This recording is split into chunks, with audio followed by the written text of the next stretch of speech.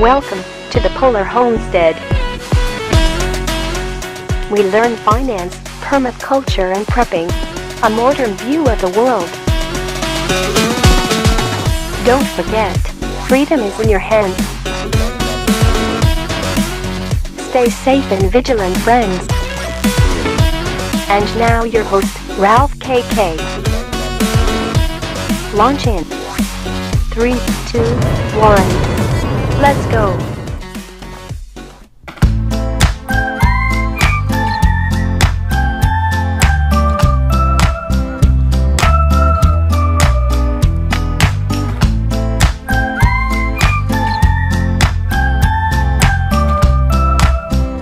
Hello and welcome to the podcast. It's me, your host Ralph KK, from the North Pole in the summer.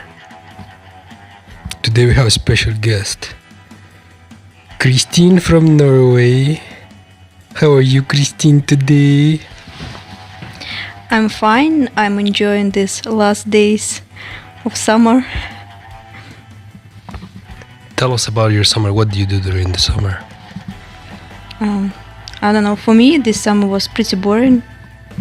I didn't travel anywhere, so I just stayed home. At least I have my own garden just to enjoy these last sunny days. So I was just painting, doing some work in the garden. So it was acceptable, I guess. Acceptable.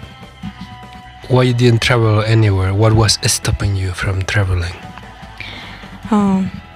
I could say there are different reasons. First, because of the situation in general, I don't think that maybe it is not completely safe right now, and also the mood of the people with all of this situation, their mind, I don't know, it's just polluted, and everybody's kind of angry, kind of sad. So it's just not that much fun to travel right now. Yeah, in general, if you are in Europe, it is not safe to travel. And a lot of people, they don't understand how delicate the situation is. That everything is so tense between the three biggest world powers. Everything is so tense that any minute, a big conflict could just break out. And you are on the beach somewhere, Spain, Greece, and whatever, and then you see in the distance mushroom clouds going on everywhere. Then what are you gonna do? And a lot of people they just don't think about it. They just think about the now, the moment, just to kind of enjoy themselves, go to the beach to eat fish, to sunbathe, whatever. But they don't understand how complicated the situation is right now. You can think of this situation, I suppose, from two point of view, from two sides. First, of course, it is not safe, and in the long term, it is better to stay home and think about your own security. But from other side, we don't know what just the next day will bring to us. So maybe this is our last day. So it is. I suppose we cannot say for people in general. It is the choice of every single person. Depends what your life is for you, whether you live just one day and enjoy it, and tomorrow you just accept what is coming, or stay secure. But maybe we are not able to travel safely, not this year, not next year. So you cannot say that this is completely right or wrong. So this could be the last summer of civilization before the apocalypse. Exactly. What is your favorite post-apocalyptic film that you've watched? I need to think about it. I can answer this question maybe later, in the end of this podcast. You have never watched this film called The Road? With this guy from Lord of the Rings, Virgo something. He was the king. Do you know this guy? From Lord of the Rings. Yeah. Okay, so there is one film called The Road with this guy as the main character, yeah? So the film is about, the Earth, there was solar flares, and the solar flares, they destroyed all the electronics on Earth.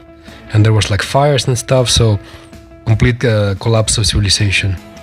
And there was like some people who was left alive, and they're like struggling and trying to survive on Earth after civilization. And life, it is like very tough. There is nothing left of civilization, so like everybody just like roaming around, and there is no food. And you know what happened? They became cannibals. They are eating each other. You are talking about films, and I just remembered this new game about the cats. Like when just people, they were just gone from the earth already, and there are only robots and these cats on the surface. So it's also like interesting that our knowledge, our culture was almost completely lost after some kind of apocalyptic event. So like the idea of apocalypses is like present in our mind constantly, as if we are afraid of it, or as if we are conscious that it is coming for us. Yeah. And just recently we replayed also this game, the Death Stranding, and at the end it was that extinction. It is opportunity for humanity to find like some inner resources and rebuild our lifestyle. So maybe we have in some kind of scenario the same. So like we should see it an opportunity to improve us as humans and be more kind to earth and to each other. And did you follow my advice? Did you start growing your potatoes? I gave this to experts in our family who can do it better than me. Today, it is August 17th of the year 2022. While civilization still exists, and I have my crop of potatoes ready. I grow my potatoes in containers, so each container is like 50 liters of dirt, and I have something like 7 to 10, let's say 10 containers of potatoes, and my crop, it is ready. And do you know when potatoes are ready to be harvested? I mean, the plant of potatoes, when is it ready to be harvested, do you know? Around the beginning of September, no? The last days of August, beginning of September. You can literally plant potatoes the whole year. So and the growing period is something like 3 to 4 months. And the time when the potatoes are ready to harvest, it is usually when the plant becomes yellow. When you see your potato plant turn yellow, it is the time. So the potato plant, it is green. So when it turns yellow, it is wilting. So when the potato plant turns yellow, you just cut it. Then you wait something like 5 to 10 days, and you go take out your potatoes and you get your crop. And I was checking my crop, and I have like huge, big, tasty potatoes to be ready to be harvested. But if I'm not mistaken, with this method, when you put it in some kind of containers, you put dirt on top each time when the green plant come out, no? Yeah, but the potato plant itself, it has like a life cycle, so it cannot grow more than 4 months. Because then it wilts, regardless of if it is hot or cold or wet, whatever. The potato plant will just wilt because it reached the maximum possibilities in this year's cycle. So it becomes yellow, it wilts, and then the potatoes, they will go into dormancy, or you can harvest them.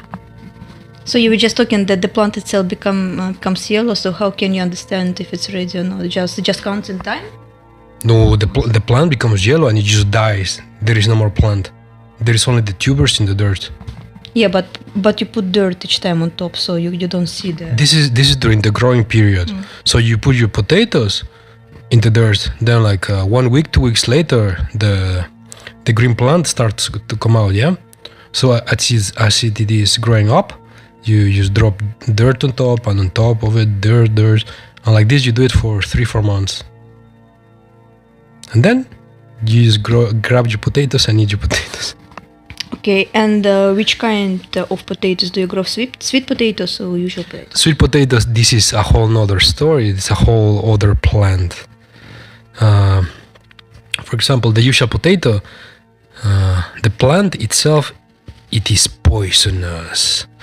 So if you touch the potato plant, you can get like a rash on your skin, or depending how much you touch it, the liquid inside the plant, this can be like harmful to you.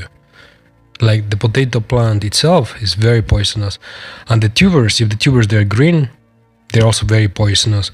Like there have been like many cases where people store potatoes in the basement, and during winter, and sometimes people die because they go down to the basement to see the potatoes. They inhale the gases, the gas from the potatoes, and they just die. Really, I have never thought about it. I know only about eating green potatoes. So if you eat the green potato, you will get poisoned. And if you store like a big amount of potatoes in the basement and they became green, they will produce a gas, and this gas will kill you. There has been like many cases about this. Oh my goodness, you're just crazy about the possibility of dying. Like, I think that to die, like, the percentage, like, the possibility to die from the gas of potato, it's 0.000 something, you know?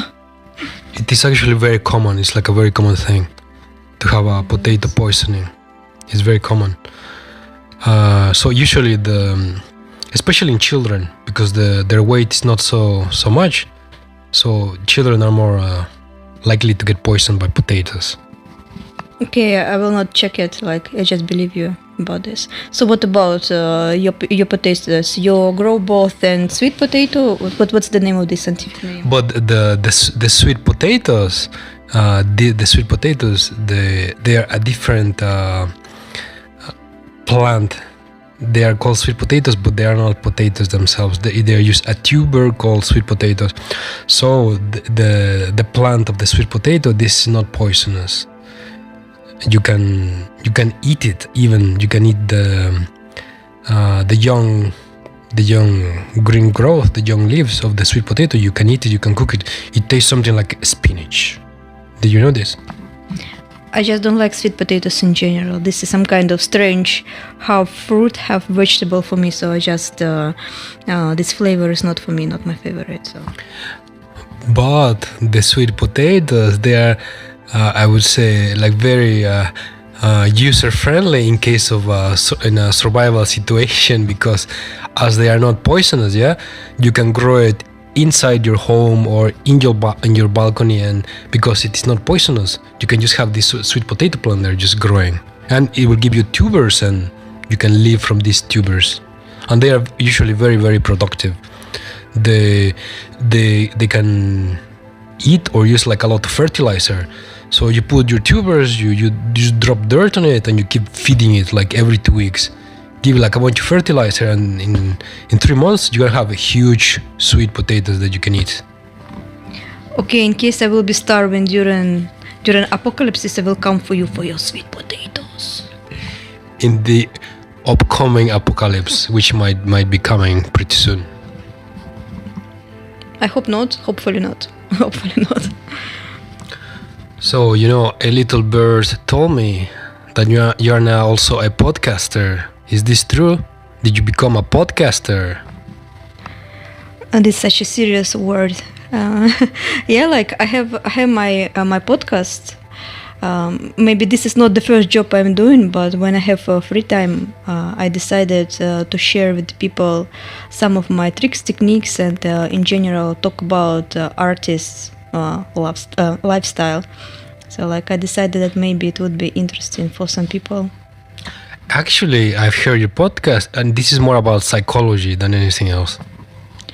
But like you just have to understand like that the artist's mind, it is not a common thing, yeah, and also to stay in some kind of this like artistic to keep this artistic thinking, to be able to create something new, you have to use different psychological tricks to be productive. So like because of this, some parts of this podcast, like it's really about psychology, which helps me to keep myself fit, like about to not to get too much depressed or. So you mean that people who are preparing for the apocalypse, they should listen to your podcast, because this is about self-improvement and self-relaxation. Yeah, I'm not pretending to be some kind of a famous psychologist or like expert about psychological things. Yeah, I'm just like busy with this, and I know which kind of stuff, which kind of techniques they work for me. And yeah, like for me, first of all, I'm using it in my creative life. Yeah, when I'm painting, but also you can use it in your everyday life just to improve yourself and to make your day more productive in any kind of activity you are busy with. I've also heard that you even have a blog. Oh my goodness, you're writing a blog. It's kind of the same as my podcast. Just I know some people they prefer to read and some people they prefer to listen. Because like in blog there is also some kind of function button that you can listen to what you write, yeah, on the page. But this is some kind of robotic voice, and you listen to this and you don't feel the same way in case you would be listening to a real person.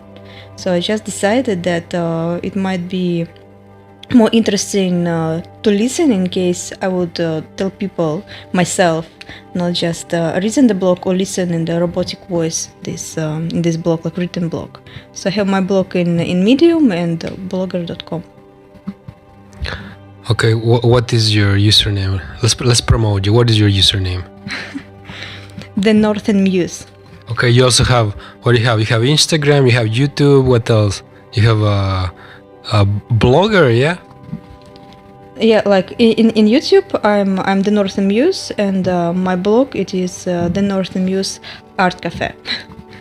Okay, so people should search for you as the Northern Muse all around Instagram, YouTube, and blogger if they want to learn about psychology, self-improvement from a feminine perspective, yeah? Like I said, this is not like mostly like I'm also talking about art there. Like each episode we are talking about different art pieces. So like it is not completely about psychology. So like. In my own opinion, what I've heard, everything is about psychology and self-improvement. Maybe I was not paying attention to the art part. The art part, this is the second part. Like you have to listen till the end to get it. Okay, I got it. Okay, so tell me, have you made preparations for the upcoming winter? Because it's going to be a very tough winter, very, very tough.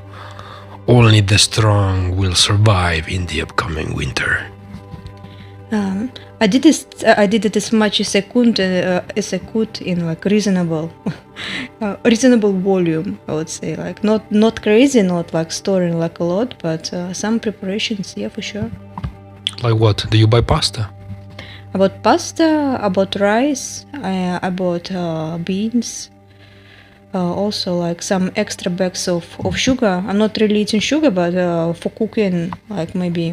Also like right now we have berry season. I hope that I will make some jam maybe. So also for like autumn. I already collected my berries. I got like 10 kilograms of black currant, and then I turn it into jam, and I have like another 20 kilograms of jam of black currant.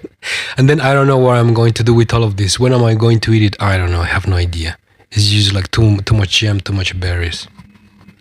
You could also like close it like to make the jars clean, and there are a lot of videos on YouTube about how to make you jam in the jars and store it like for 1 year. So. You can also freeze it. Did you know this? You can freeze your jam and it's used as fresh. It's not like really, I don't like frozen berries. When you No. You grab the berries, you make it into jam, and then you freeze the jam already prepared. And supposedly there is no difference after you unfreeze it. There is no difference, according to what people say. Haven't tried this.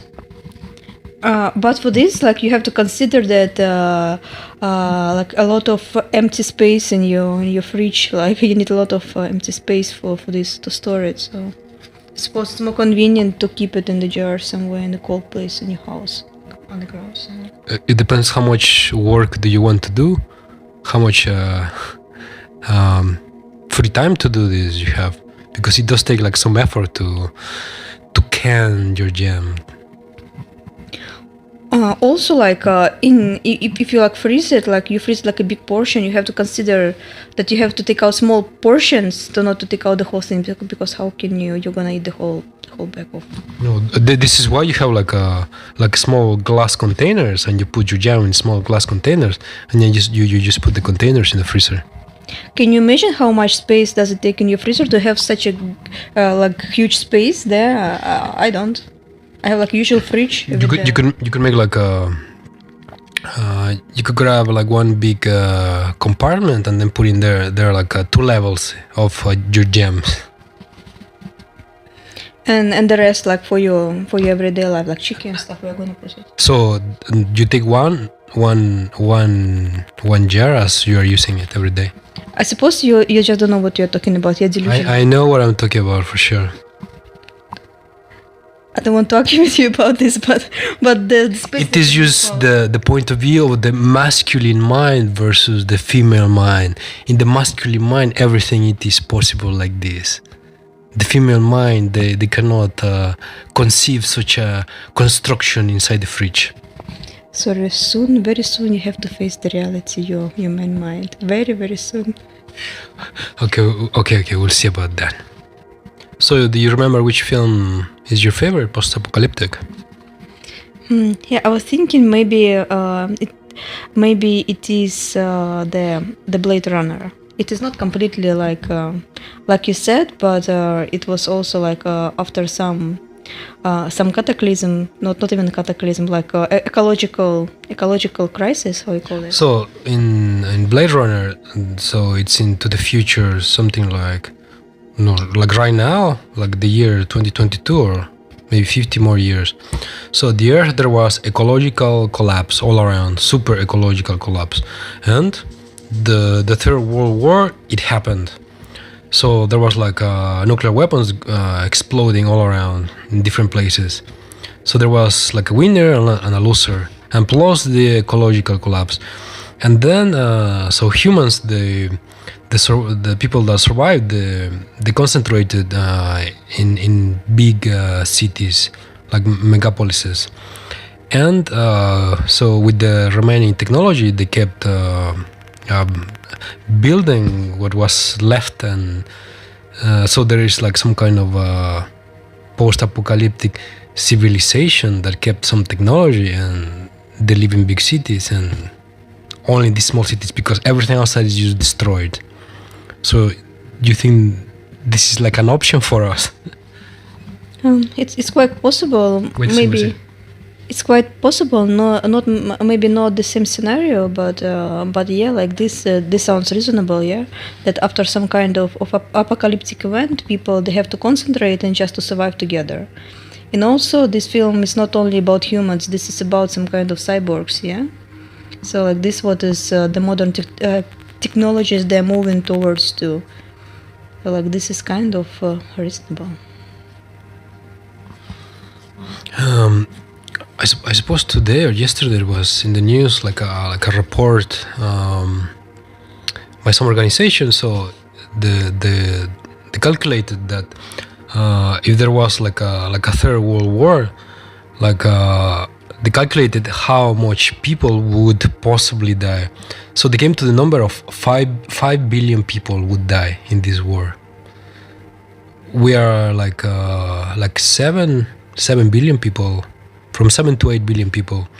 So according to this, something like 70% of people would die, 5 billion people, and then the rest would be left to struggle in something like Blade Runner. Yeah.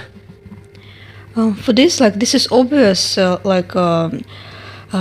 that some kind of event like this, maybe not that much strong, it's supposed to happen just reasonably because the Earth is not able to take that amount of population right now living on the Earth. Yeah, so like maybe not 5-7 billion will be just extincted. I call it just disappearing. But here it is like the like kind of interesting facts and idea that as humans, there is more population, they become bigger, yeah? So the Earth cannot sustain this. So there is much less resources for everybody. Much less resources. So because of this, so people start fighting because there are not enough resources. So countries, they start fighting, they create wars, and this is what could create like a world war, which would lead to a massive death of people. And all of this because there are no resources. So countries, they are fighting over resources like food, water, nature, trees, all of this stuff, energy. So countries are fighting over resources right now. Yeah, exactly. Like right now, like they just trying to pictures like the governments of the different countries. They try to picture all this war like some kind of protecting like personal views of people. Yeah, their like attitude there. They're like depends to which country, to which nation they just they think they are. Yeah. But in general, behind the scene, what is happening behind the scenes, this is, yeah, like you said, this is just the war for the resources. Because we are just not told how bad the situation is. Like, I don't think that each one of us, we are just checking at least once a year how much resources left for us, yeah, to live. So, like, but if you check the report, this is like, what we were saying, 30 years, like, okay, and then 50 years. According to scientists, there will be like massive ecological collapse by the year 2032. So something like 10 years, massive ecological collapse. So in 10 years, the Earth will not be able to sustain everybody that is here today.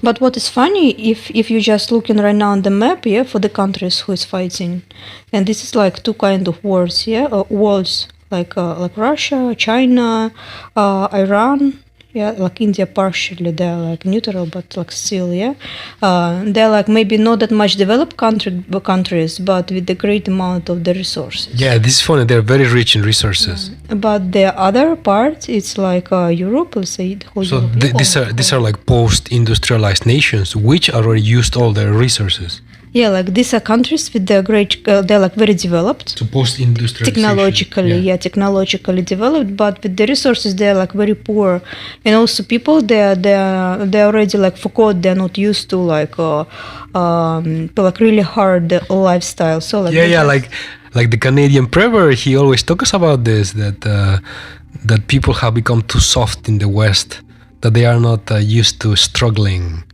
And they became too soft, and now they are just too soft to survive, like in real life or in nature.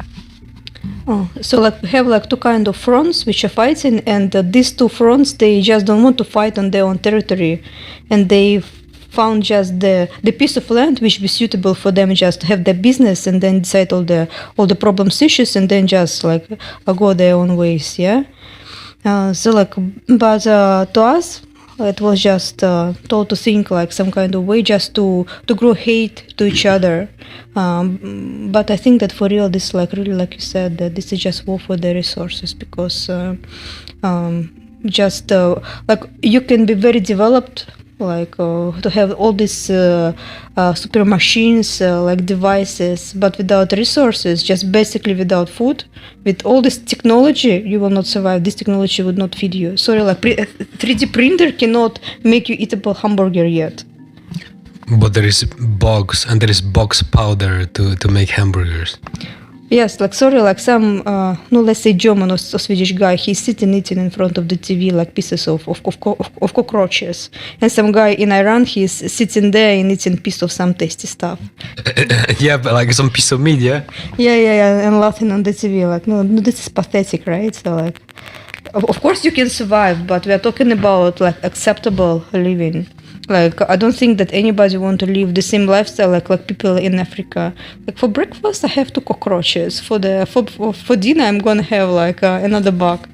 Like actually some cultures in the past they already ate bugs for survival purposes. Usually like in the jungle, like East Asia, Africa, South America, like a lot of tribes they already ate bugs to supplement their diet. Because usually in wilder conditions it's difficult to get meat, to get protein.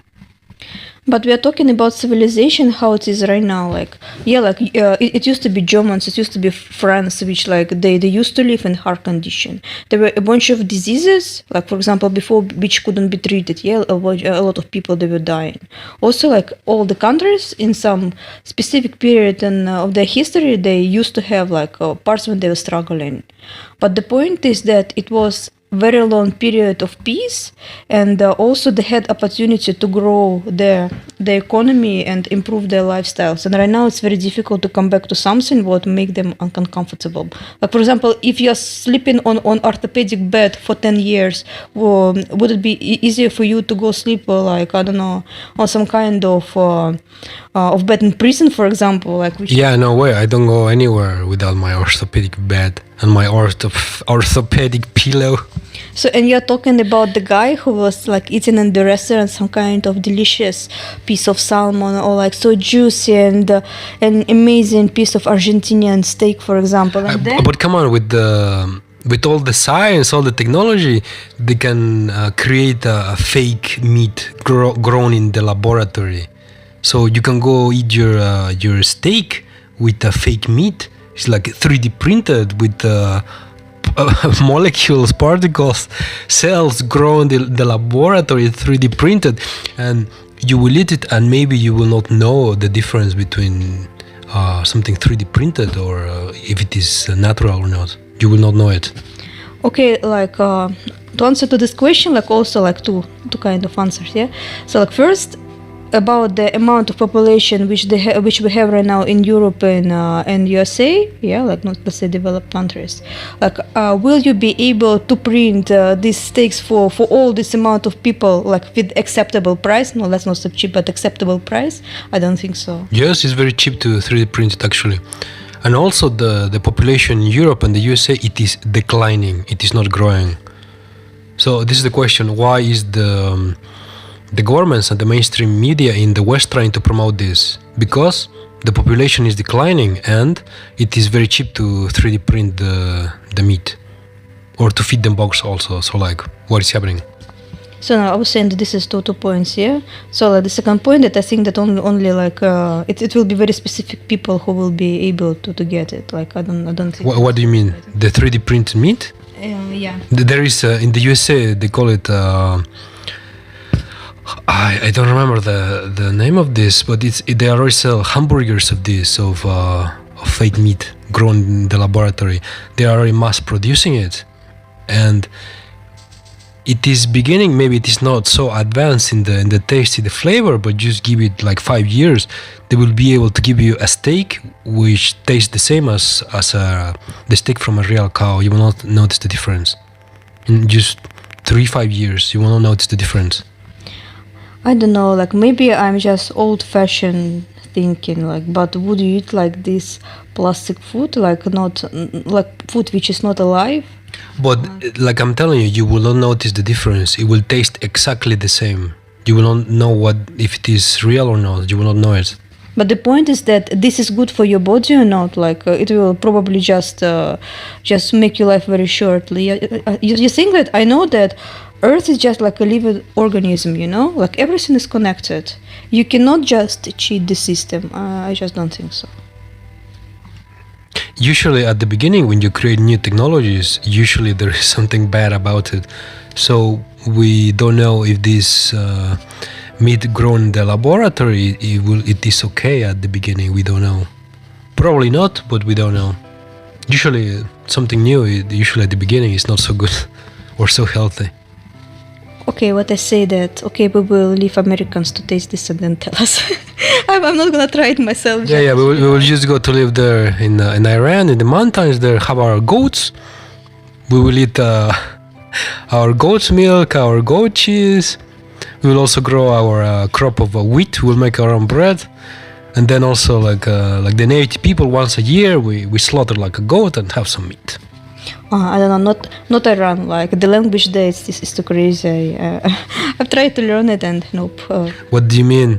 This is the Persian culture. This is previous Mesopotamia, the cradle of civilization. What are you talking about? Yeah, I'm talking about only about the language. This is great concept. This is why the cradle of civilization. This is why complex language, complex cultures, complex civilization. Yeah, they're great. Like the history, like very interesting. I don't have anything to say against this. Okay, so we're running out of time. Do you have any final thoughts or comments for the audience? So like we were talking about my psychological like podcast. So like maybe I would give you some tips in this podcast also for your tips. For your well-being during these very difficult times.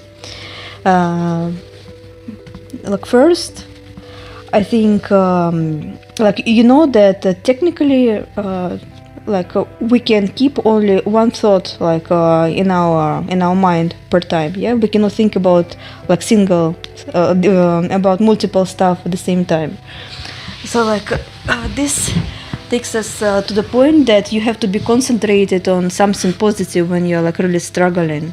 Just try to replace bad thoughts with some kind of positive thoughts, like some kind of productive stuff which help you to go through a difficult period in your life. Like if you are struggling of hunger, try to concentrate on something else. If you are struggling of depression, also try to concentrate on traveling, for example, like different stuff. So you mean if I want to have money, I should think about money to attract the money to me? Yes, this is what you're saying. This was not what I was talking about. This is different. This called like visualization. How like some different esoteric people say. Like we are not talking about this thing. We're just talking about to keep your mind healthy. So like to not to fall into great depression in your mind. And for this, you have to learn this technique to replace thoughts using the knowledge that you can technically think only about one thing at a time.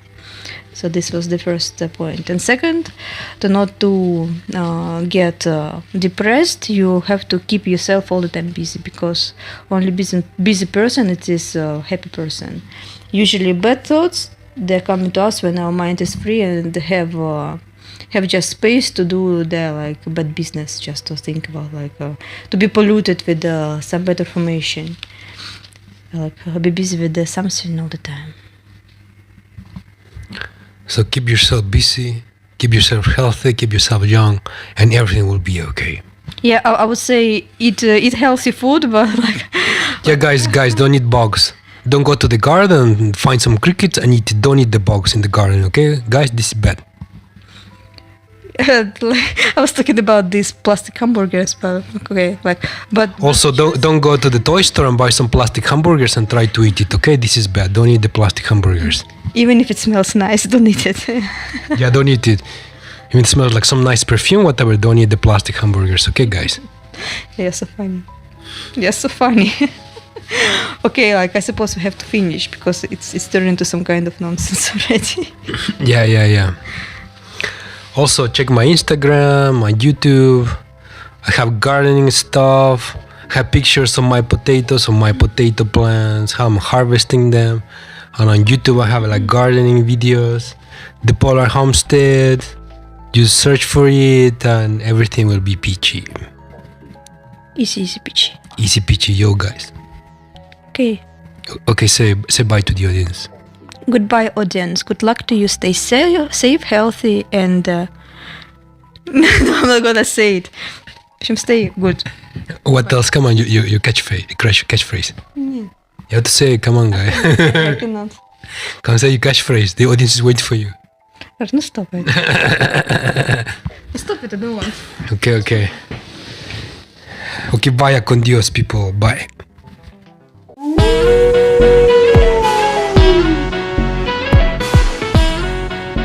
Welcome to the Polar Homestead. We learn finance, permaculture, and prepping. A modern view of the world. Don't forget, freedom is in your hands. Stay safe and vigilant, friends. And now your host, Ralph KK. Launch in 3, 2, 1. Let's go.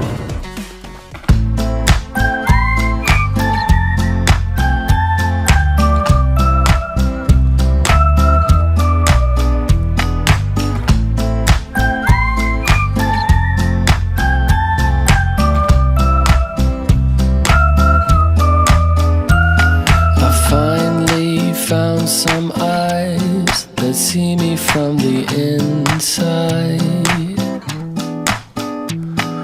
Nothing left to hide, not even from myself.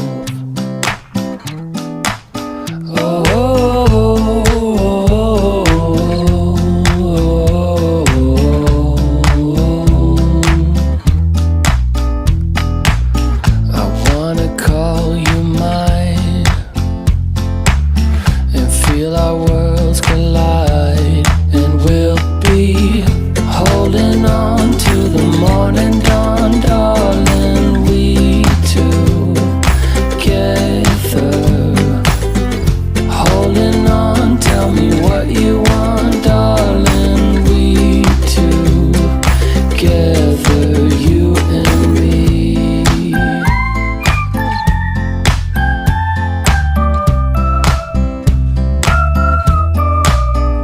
Welcome to the apocalypse. It is me, your host, Ralph KK.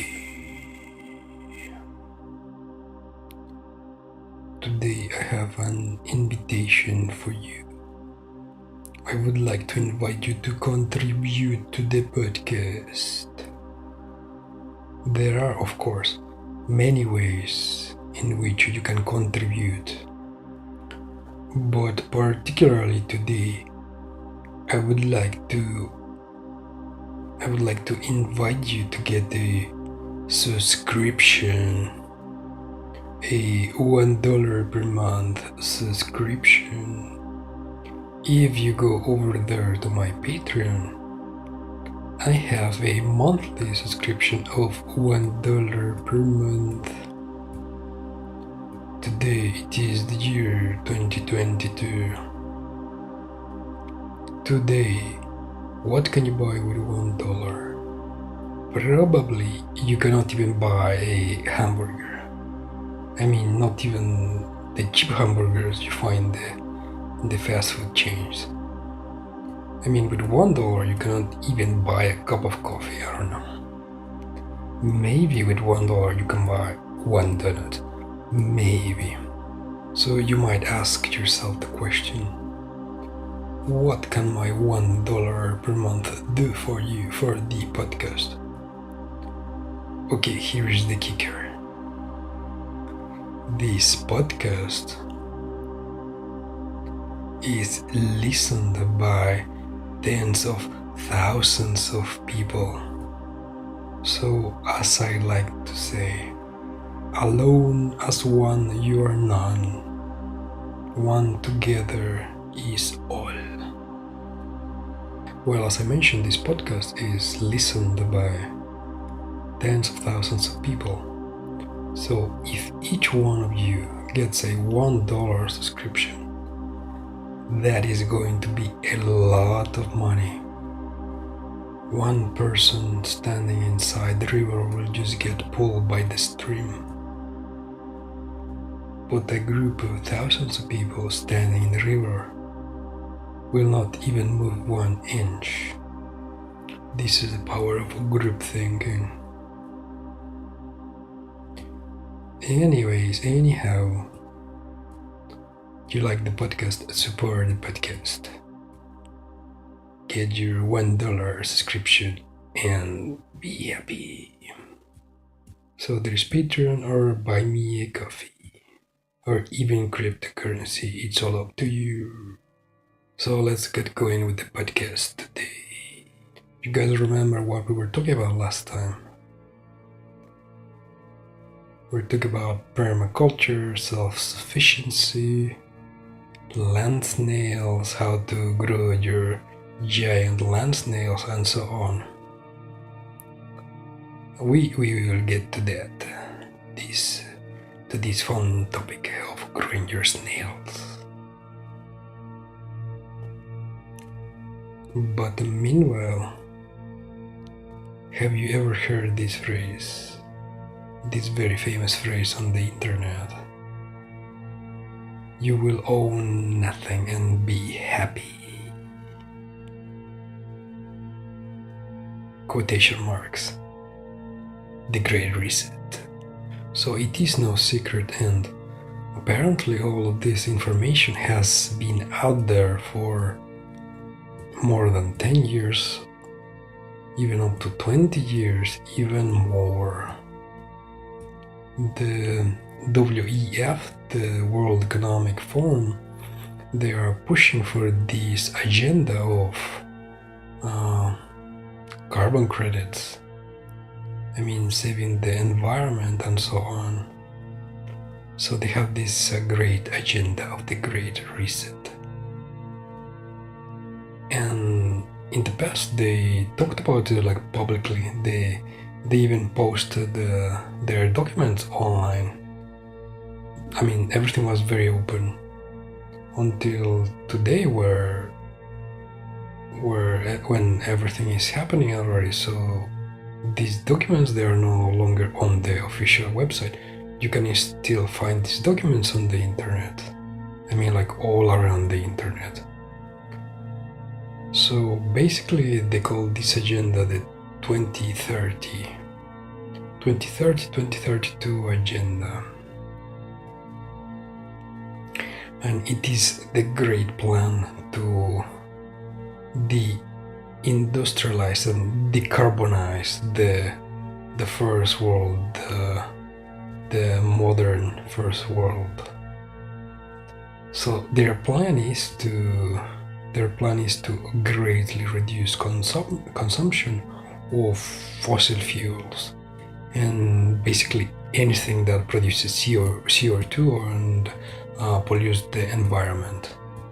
And they have this plan of the great 10 years of struggle. And according to them, by the year 2032, we will be living in an utopia where there are no longer fossil fuels being used or consumed, and everything is green energy, and we live in megapolises with skyscrapers and there's like flying cars or whatever. According to them, this is their utopia of the WEF.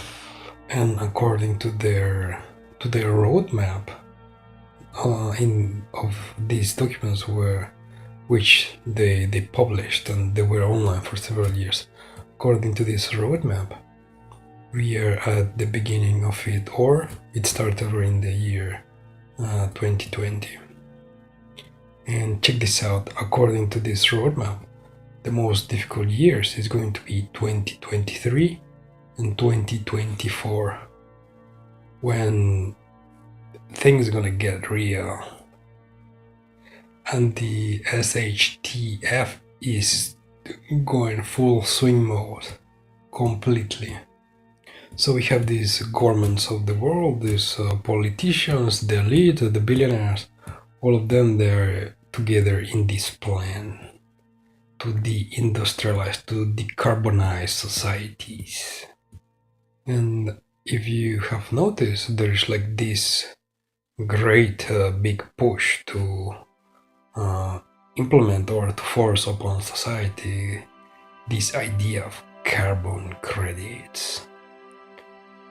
So according to them, like each person, they're gonna have like a carbon score.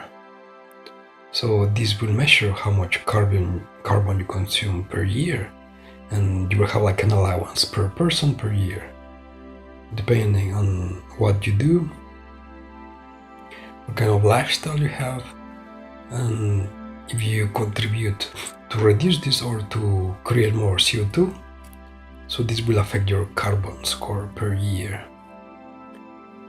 And so far, it looks like the testing ground for all of this has been Australia. So you can see a lot of these crazy policies like already going full swing mode in Australia. Anyways, the main idea here, or the main question here, is that so the main question here is all this carbon credits idea, is this necessary, or there is some kind of nefarious plan behind this? Today I was watching on YouTube an interview.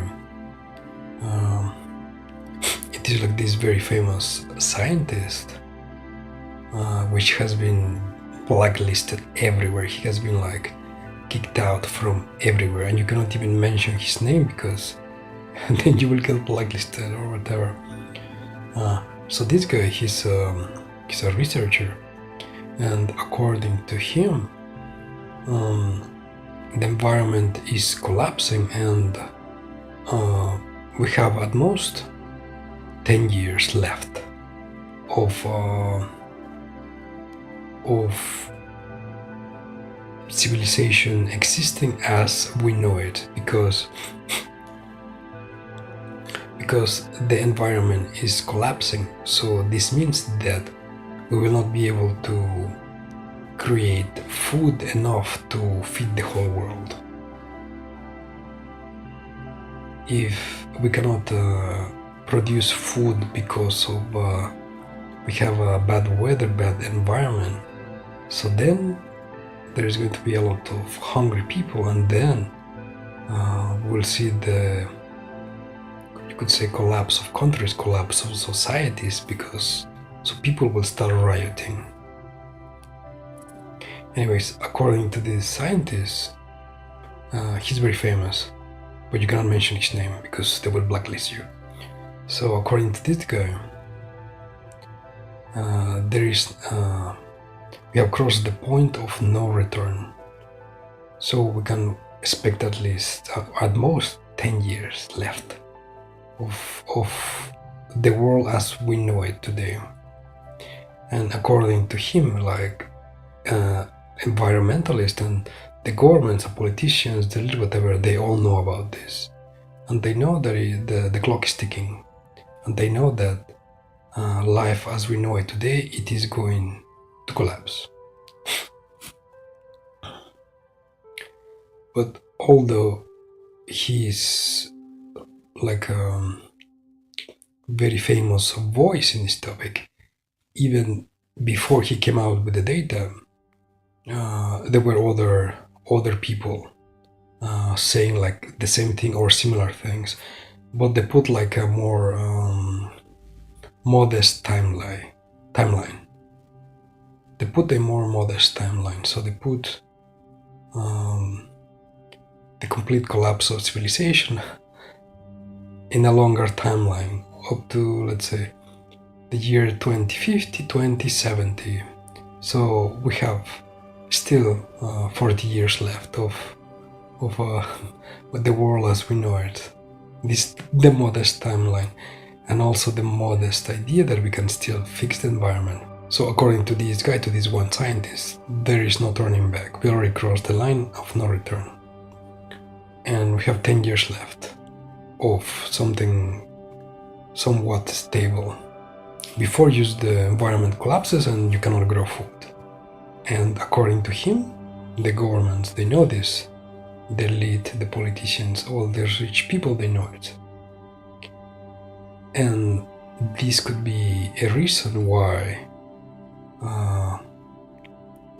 most of the world governments, they are together in this 2030 agenda of the Great Reset, whatever, because they know what's coming.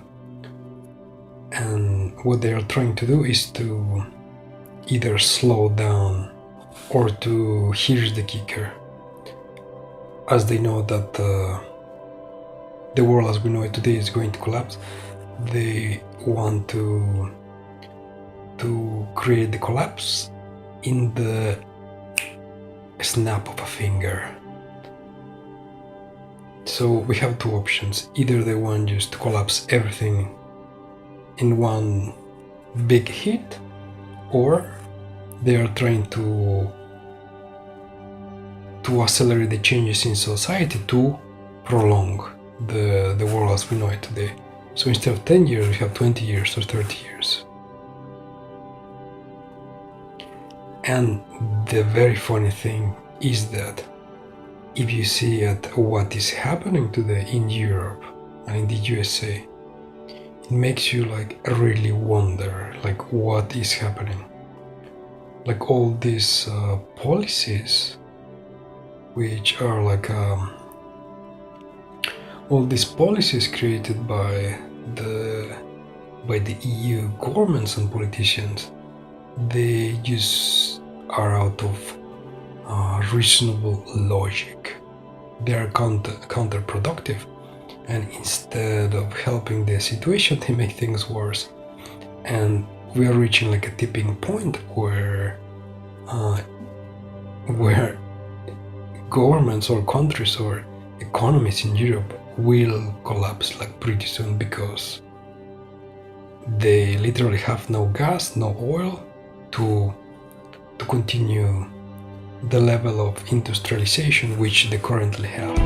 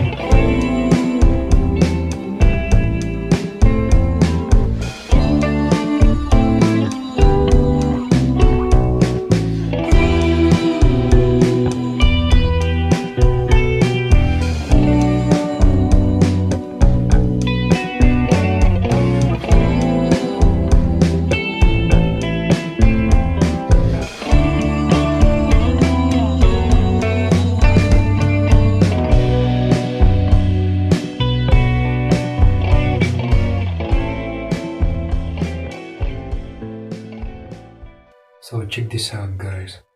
In Europe we have several politicians which are creating policies that go against the will of the people, against the wishes of the general population. Like in Germany we have this politician called Annalena Baerbock, and she publicly came out and said that then Germany must continue with the sanctions. Mainly what is currently destroying Europe is the sanctions on energy, so like oil, gas, even coal. They cannot even buy coal from Russia because of these dumb sanctions. Yeah. Okay, so this politician called Annalena Baerbock, she came out and said that it doesn't matter what the German population says or wants. It doesn't matter what the people that voted for her want. And she doesn't care about what the general population of Germany had to say about the sanctions, because it is her choice to continue with these sanctions, regardless of the high inflation, the high prices in energy, like oil, gas, and coal. Yeah, regardless if this winter you're going to be cold and maybe dying a frozen death in your apartment, it doesn't matter what the German people say, because according to her, these destructive policies, they must continue.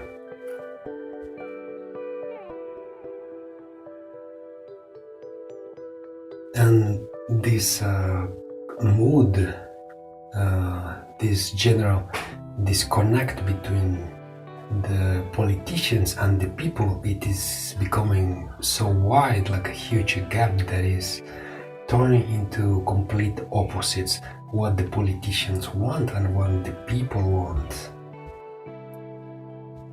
In general, the whole political system of the EU, they are creating these very destructive policies because these policies are destructing the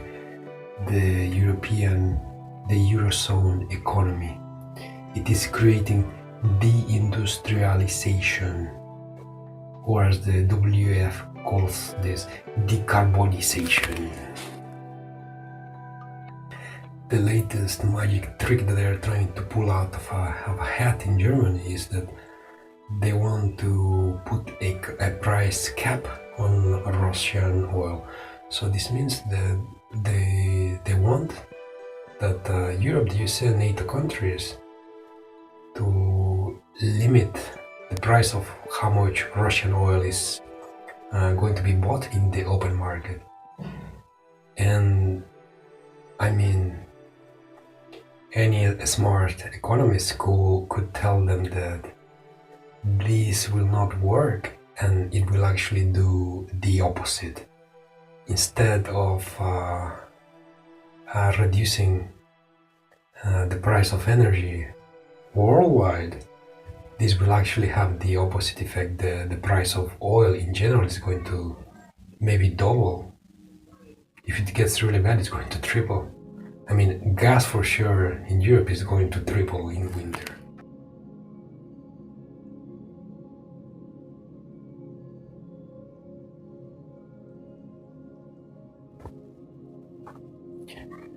I'll tell you an example that I like to always say or discuss with my friends or group of people.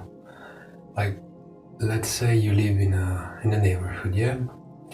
You have many people living in the neighborhood, and you like to barter trade between your neighbors, yeah? So then I have like a neighbor a couple houses down the road, and I like to buy potatoes from him, yeah? So it is me, I go and buy potatoes from my neighbor, like a couple houses down the road, yeah? Okay, so then for some reason I argue with my neighbor and I start fighting with my neighbor for some whatever reason, yeah? And then I go behind the back of my neighbor and start spreading gossip with the other people in the neighborhood. And then this neighbor, he gets like a bad reputation, and then the other people in the neighborhood, they stop buying potatoes from him, yeah? Okay, so then it turns out that a couple of days later, this neighbor who was selling me potatoes, he finds out that it was me who created the rumor about him. And because of this, his business is like very bad and nobody's buying potatoes from him, yeah? So what do you think is going to happen after this? I mean, I started the rumor about my neighbor and then nobody wants to buy potatoes from him anymore. And it was me who created this, yeah? So then I go over to his house and I'm like, hey, yo, neighbor, what's up? I want some potatoes today. Can you sell me like 2 or 3 kilograms today? Tell me, what do you think is going to happen? What is the reaction of my neighbor? Is he going to sell me potatoes? Is he going to be angry, or what's going to happen? And the funny thing here is that, check this out, I am like a potato eater. Like most of my calories, they come from potatoes. So I greatly depend on my neighbor to sell me potatoes. If I don't get my potatoes, I cannot eat. Because most of my calories, they come from potatoes, yeah? So I go to my neighbor, I ask him to sell me 5 kilograms of potatoes. And then he says no, because he's angry. He says, no, I'm not going to sell you any potatoes. And then I start acting like all surprised, like, but how could you do this to me? You know, I buy potatoes from you. I depend on you for the potatoes. I mean, what am I going to do now? So then basically now, after I spread all these rumors, then my neighbor, he will sell me potatoes, and then I'm in a bad position because I got all my calories from these potatoes that I eat that I used to get from my neighbor. So this is the same situation in Europe.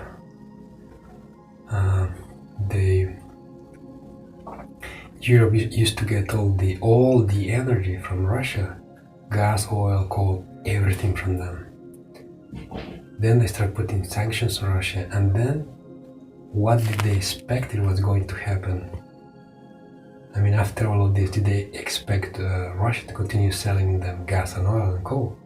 I mean, this was pretty obvious, pretty predictable what was going to happen. And the worst thing is that Europe was not prepared at all to replace Russian energy. They had zero alternatives. And the most ridiculous thing is that probably they knew that to replace these sources of energy from Russia, it would take them 5 to 10 years to replace them. I mean, this affects how long it is going to take to replace these sources of energy. So the question is, did they know about this, or they were just stupid enough to not think about it? I mean, people in general cannot be so stupid not to consider what was going to happen. I mean, if you're going to go on a rampage against your neighbor, you should be prepared for the consequences. You should be prepared to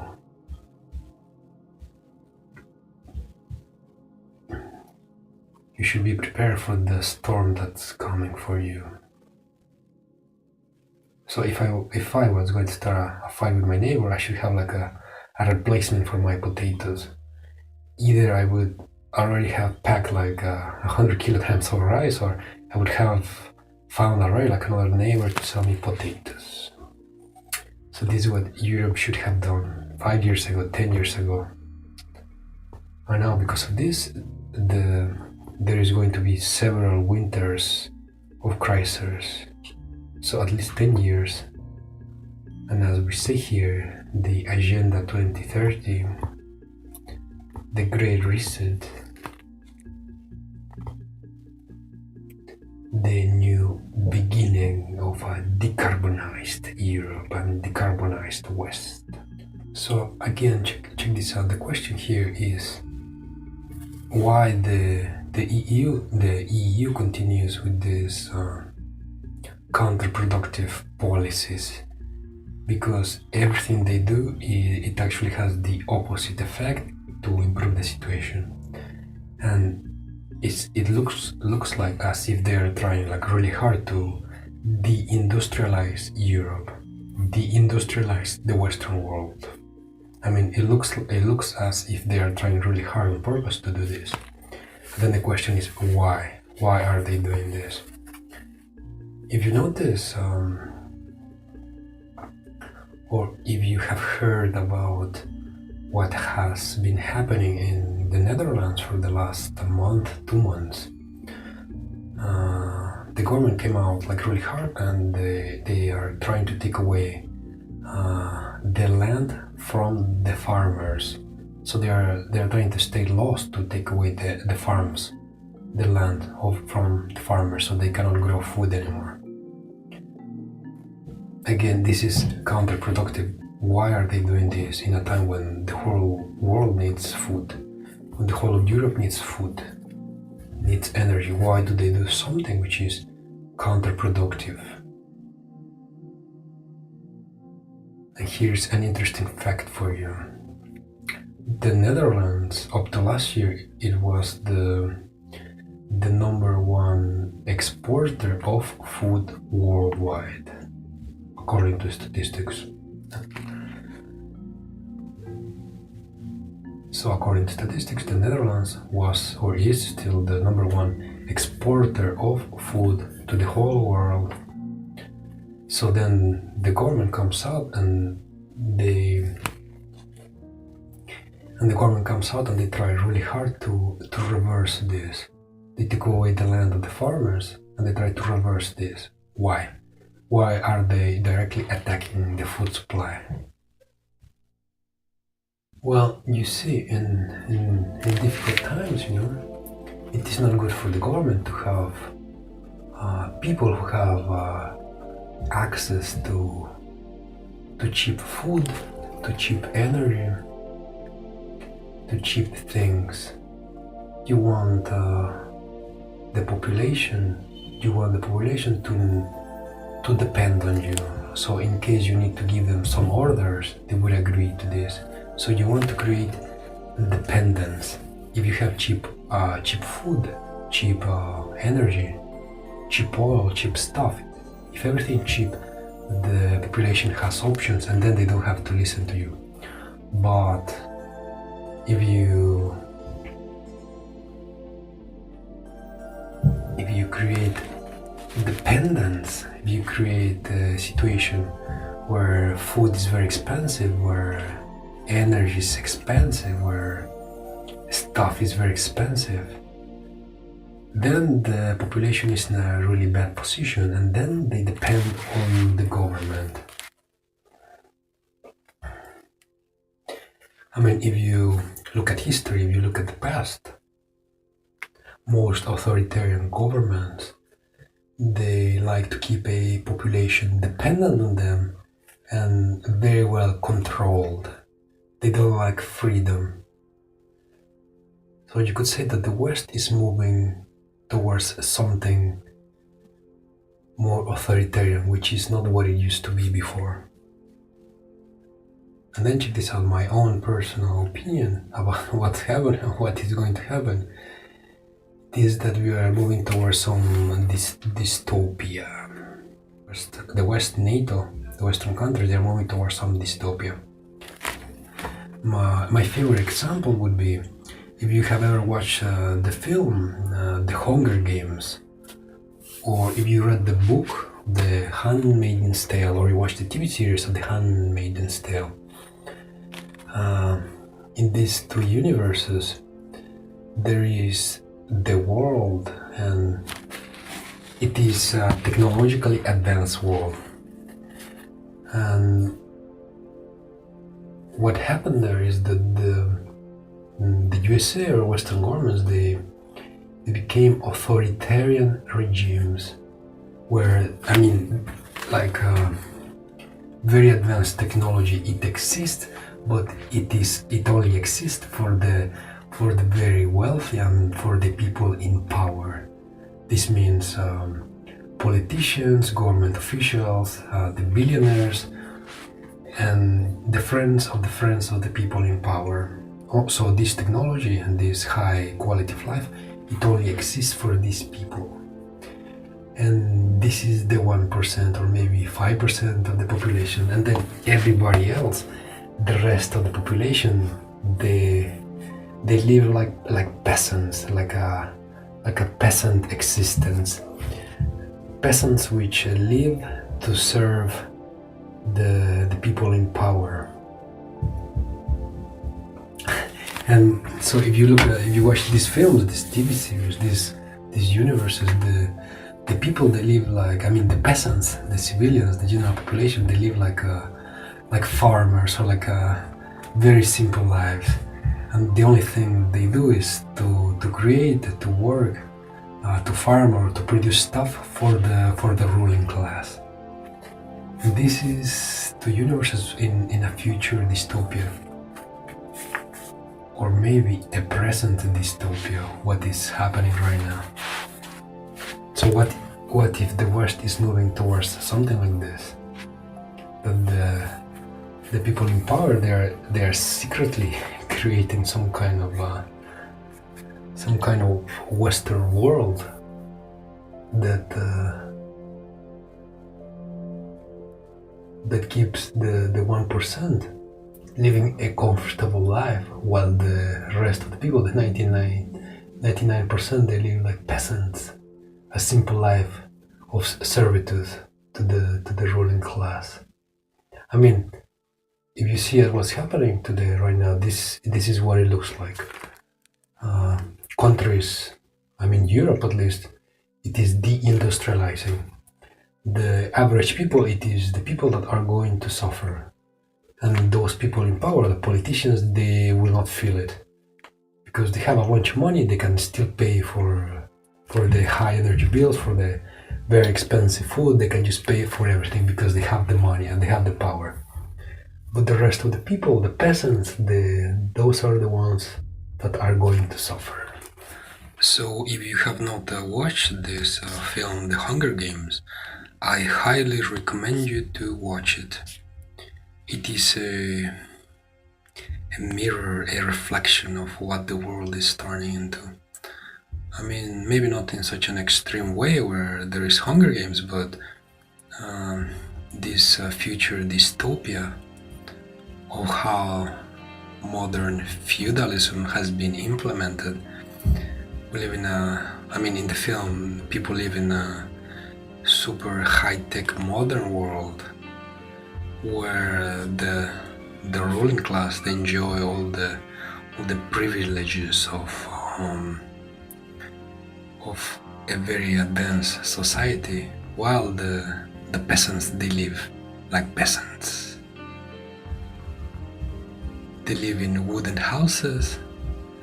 They eat porridge for breakfast. They have they don't even have healthcare. If you get sick, you might just die of a cold or something. I don't know.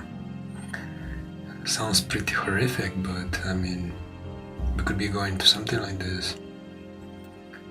Even in this film, I mean, the Hunger Games, the ruling class, they have a abundance of food, abundance of energy, high-tech toys. Even they have they even have life and health enhancing medicines to live longer. All while the peasants, they live pretty dull, boring, painful lives, and they die at 30 or something, I don't know. There is this term talked about on the internet of modern feudalism, which might actually be true of what people, I mean, what the governments in the West, they want to do. If you've ever heard about the Great Reset, their catchphrase is, "You will own nothing and be happy." And according to the documents that they published the past 10-20 years, so the idea is by the 2030, usual citizens in Europe, they will live some kind of nomadic lifestyle where they own nothing. They just go around in let's say government-owned places, facilities, houses, apartments, jobs. So they live like nomads according to these documents. So people, they go, they check in into an apartment owned by the government. They stay there, they can sleep, they can eat food for free according to what's in your quota of carbon credits or whatever. So you can eat, you can sleep, you can, I don't know, use the appliances, play video games, listen to music, whatever. Go go work in a part-time job implemented or given to you by the government.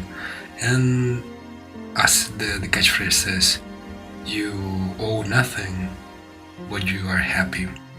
So you live a nomadic lifestyle in cities where you go from place to place doing whatever you want. You live a meager existence. I don't know. I mean, you should really check out all the stuff on the internet about this topic. And the documents, even though they were deleted from the website, I mean the PDFs, you can find them online. And there is a big accurate description of what these people they want to do by 2030.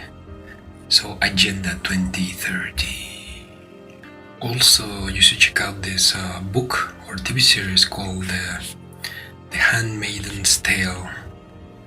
The author is Margaret Atwood, if I'm not mistaken, Margaret Atwood.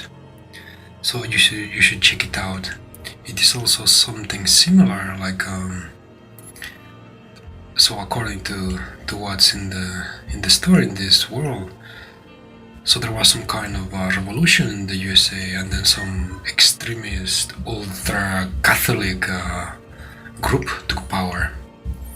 And then they have an authoritarian government, where also the 1% they live a very, very comfortable life with all the privileges and comfort of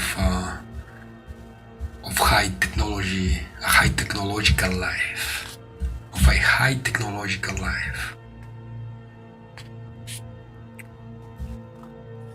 While the peasants, they live a meager life, and they just live to serve those in power.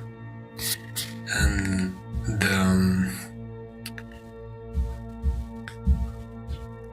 one of the main story drivers in this world of the Handmaiden's Tale is that there is some kind of a disease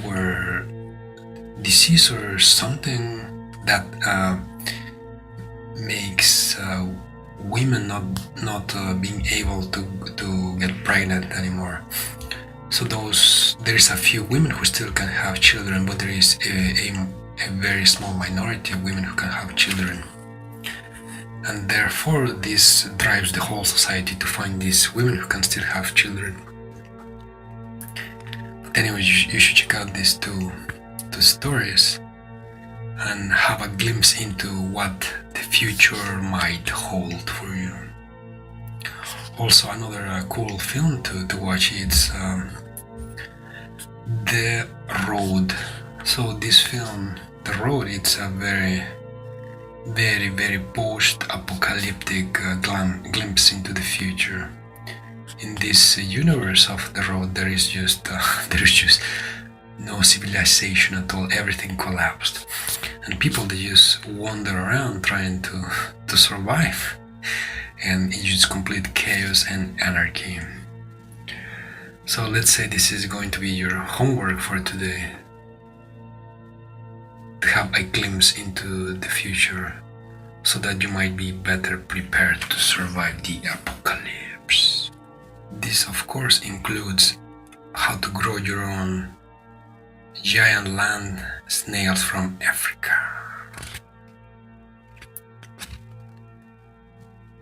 So I'll probably do another podcast, another segment with something like 10-15 minutes of podcast of how to grow your snails. It's not difficult, it's kind of easy, let's say. And snails, they're a very good source of protein.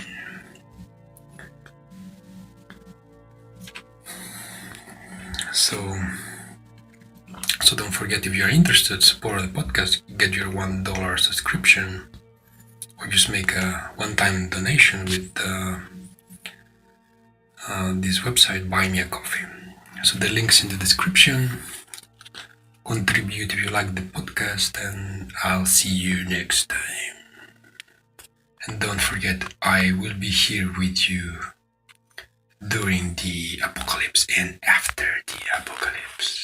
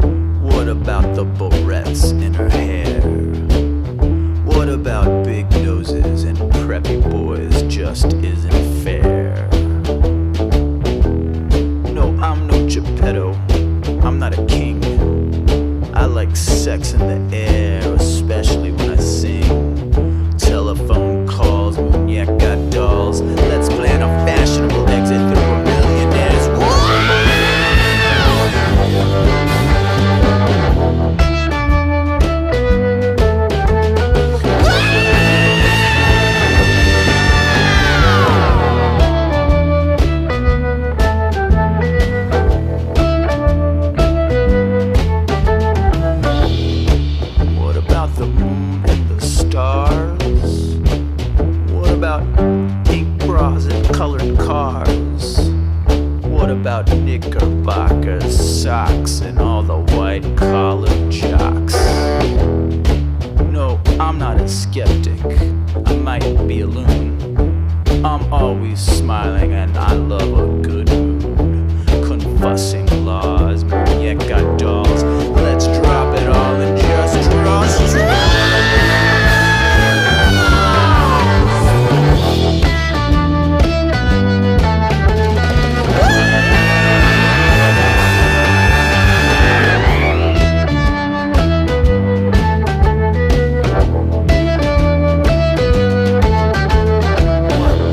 What about a black sheep in a human herd? What about ribbons and bluebirds? What about innocence in the eye? Makes me start to cry. I'm not a Frenchman, I'm not a maniac. I'm simply the epitome of a romantic. Conical bras, muñeca dolls, Pinocchio, Barbie, and Ken should be locked in the ground.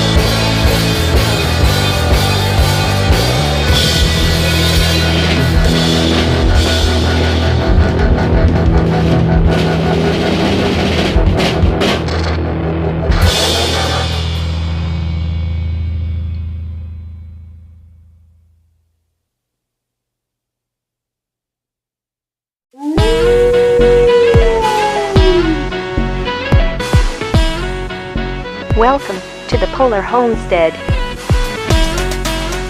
We learn finance, permaculture and prepping, a modern view of the world.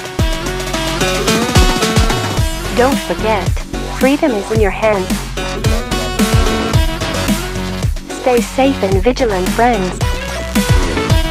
And now your host, Ralph KK. Launch in 3, 2, 1. Let's go.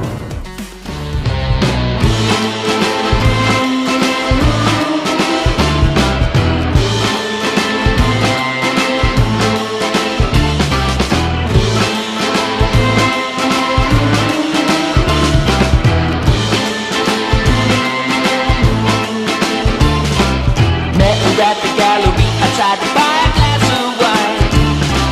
Said you haven't got a young spin worthy of my time. I'm hunting for a man whose touch is forever cold. I see you with fingers in gold. Next day I carried out my static joy.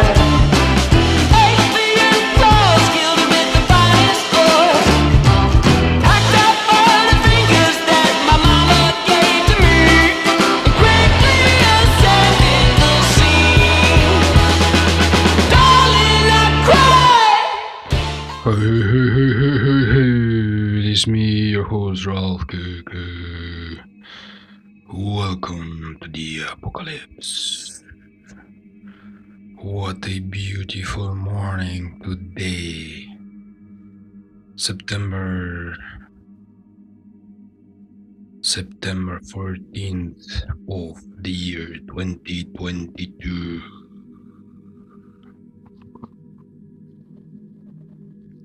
There is no day like today to live your life to its fullest. Despite all the weird things happening around us.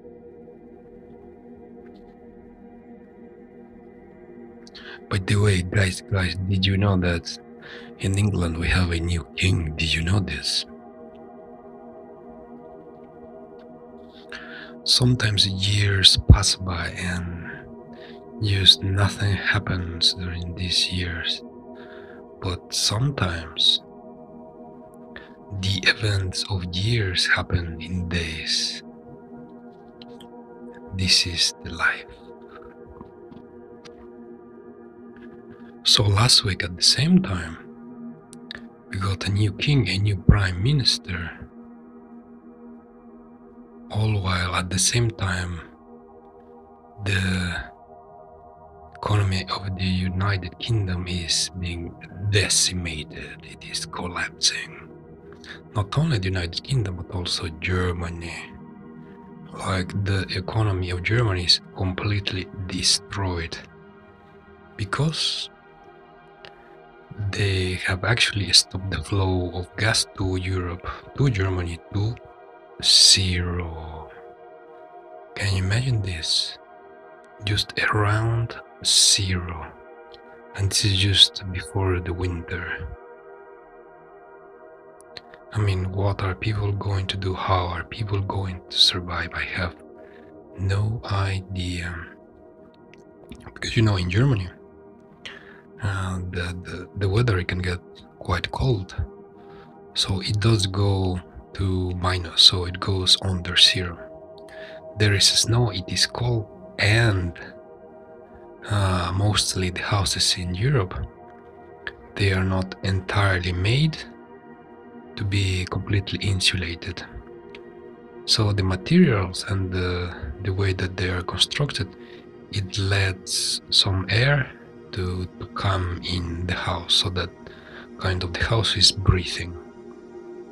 It is a different method of construction to that of Nordic countries, which live next to the almost next to the North Pole. Yeah, so the construction of houses in Nordic countries, the houses, they are completely insulated, so there is no breathing, so that all the heat is kept inside. So the houses in Germany, they are not entirely insulated, and this way the houses can get cold or very cold, so you need some kind of heating inside. And as you might have heard, there is an energy crisis in Germany and all of Europe.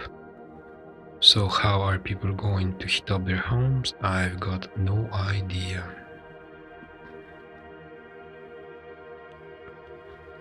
Although this year might be the crisis of energy, next year 2023 is going to be the crisis of food. So this is why you want to be 2-3 steps ahead of everybody else. Like this energy crisis that is unfolding right now, a lot of people, or many people, could see it far away in the distance from back at the beginning of the year. January, February, March, earlier this year, people already saw the coming energy crisis.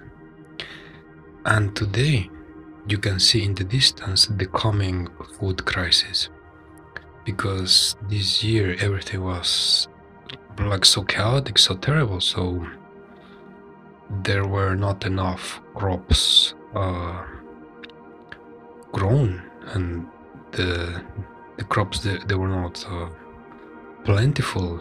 There is actually much less crops harvested this year than compared to previous years, and that means that the supply of food is going to be much less next year. So starting 2023 we will see like a food crisis, and it will keep growing until we have crops, new crops, which are usually grown in summer. So from January till summer 2023 we will see this food crisis starting to unfold. That's why the best time to prepare it is today. Buy your pasta, 100 kilograms of pasta. Pasta lasts 20 years, so you cannot lose if you buy pasta. And then start growing your potatoes. Potatoes, they give you food in a 1-to-10 ratio, so you put 1 potato and you can expect to get 10 potatoes in return. If you take care of your potato plant, you fertilize it, then the conditions are good. Well, as I've talked before about other hacks and tricks, then you should stockpile food, but in a smart way. A way to get nutrition from long-term supplies, this is by getting some seeds to germinate. So you can eat the germinated seeds, or you can get the greens directly from the seeds. And I just don't mean like seeds for plants. I'm talking about like grains. You can sprout lentils, chickpeas, wheat, all kinds of stuff. You can almost sprout anything that is in seed form. And if you can eat the grain like it is, then it means that you can eat the greens and the sprouted grains. And my favorite thing to sprout is usually lentils. They are like very long storage food, and they are usually very easy to sprout. Even after many years you can sprout lentils. And the germinated lentils, they are tasty to eat them as it is. They're very soft, very sweet, and they taste somewhat like lentils, somewhat like greens. So basically you can make some kind of soup. You can drop there the sprouted lentils, and then you will get like a lot of nutrition from this. And if you sprout the lentils and you grow some greens from the lentils, also the greens, they will be highly nutritious. And so the trick here is that you can keep these lentils for years, 5 years, 10 years, 20 years, depends how you are in what kind of storage you put them. I mean, Today is the time to prepare. If you had started preparing this year in January, February, if every time you went to the supermarket, you bought one extra bag of food, of rice, of lentils, or chickpeas. If each time you went to the supermarket, you bought just one extra bag, from that time till today, like 1 year, you would have already got like a big supply of food, which could last for a couple months, maybe years. And this would not take you any effort. So here the main idea is to prepare today. There is no better day to start than today. Then if you're looking into long-term solutions, well, like I've been talking about this before, you need some source of protein. So you need some kind of animals. If you really want to grow animals, the best thing would be rabbits, but you need some kind of space, some kind of garden, and the climate not to be so cold, I would say. And if you're adventurous, you could try growing indoors some giant snails from Africa. So as I've been promising in the previous podcast to explain how to grow the snails, yeah? So basically, they are called ground snails for a reason. So these giant snails from Africa, they don't climb trees, they don't go up the trees, and they don't live at the top of the trees. So they're called ground snails because they live in the ground. So this means that the place keep them, it doesn't need to be like a big tall aquarium.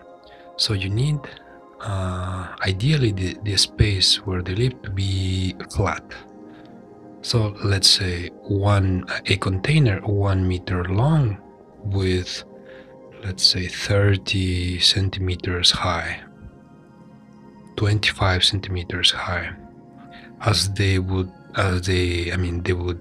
crawl around the container on the ground, on the substrate. They would not try to climb to the top and try to escape or whatever. So mostly they're ground animals. And the snails, they are fairly easy to keep. You just need to give them a substrate where they live. So they mostly like to live in dirt, so you can get some black dirt at the shop. You fill the aquarium, the container. Okay, not aquarium, the terrarium, because it's going to be full of dirt for ground animals. So the terrarium, you fill it with black dirt, and so you would try to make it something like the bottom of a forest. So you need some dry leaves, some branches, some pieces of wood, some moss, so that the snails, they would go around and hide under the leaves, hide under the trunks. And you can also put some seeds into the soil. The seeds, they will sprout, and then greens will come out, and then the snails, they will eat the greens, also getting some nutrition from there. So you can try to build some kind of mini ecosystem. Although it is not necessary, the snails, they can just live in the black dirt, and you can just feed them vegetables. Vegetables, a source of protein, and they also need a supplement of calcium for them to grow their shell. And the important thing here, the key thing, is that the snails need a constant temperature of 25 Celsius and above. If it goes under 25, the snails, they will not feel comfortable, and it could also provoke them to go into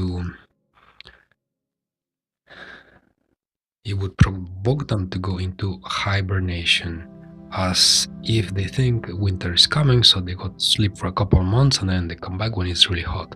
So in their native habitat, the snails, they live in climates which is 35 plus Celsius. So it's imperative to keep the temperature above 25 Celsius if you want to be successful, if you want your snails to grow. And the cycle for snails, it is, for them to produce offspring, it is just crazy. They can produce offspring several times per year, and each batch they can have dozens of little snails. So growing snails is highly productive. Giant African land snails, highly productive food production for the times of apocalypse. You probably will want to go to YouTube, watch some videos and see what these creatures are all about. But like I said, it's extremely easy. It's really easy to grow these animals as a source of protein. So what you want to do is to have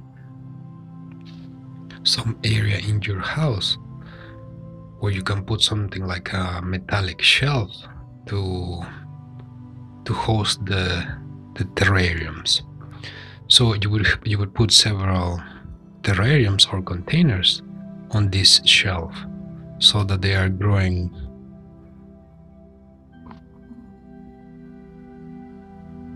spread to the side. So let's say 25 centimeters tall, 35 centimeters tall, and then to the side, let's say from 60 to 90 centimeters. Well, let's say 90 centimeters. So then you put like a metallic shelf and you can have several of these containers. In a house which could be 2 meters tall, you could put maybe 5 containers. 5 containers in a comfortable setup. 5 containers stock up on the metallic shelf. And in each container, you could have several snails. Depends how big they are. If they are like really big ones, like adults, but yeah, actually you want to grow them from babies. So snails which are like 1 year old, they are something like, let's say 5 to 5 centimeters. So in one of these containers you could have a dozen snails. So this is a very sustainable source of protein for the times of apocalypse. Probably you could try to do this as a side project, like something like a hobby, and then to develop it into like industrialized production of food for your own house, for your own needs. But yeah guys, things are getting tough. The time to prepare, it is today. And next year we will see the food crisis escalate. So you need to prepare today, not in 6 months, not in 1 year. You start preparing today, you secure your food sources, and then you try to survive the apocalypse.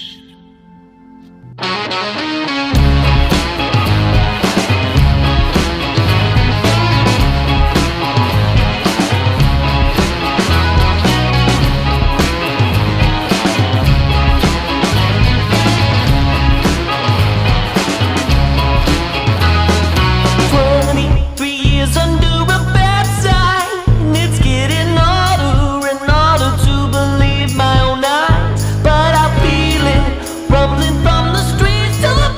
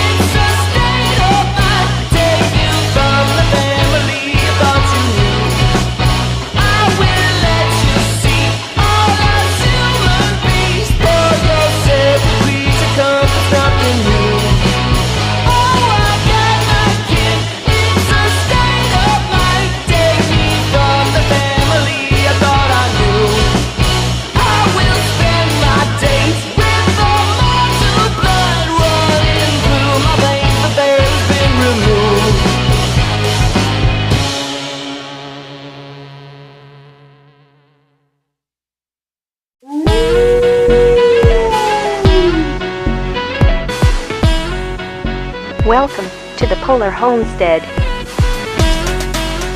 We learn finance, permaculture and prepping. A modern view of the world. Don't forget, freedom is in your hands. Stay safe and vigilant, friends. And now your host, Ralph KK.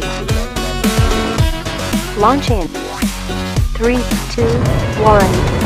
Let's go.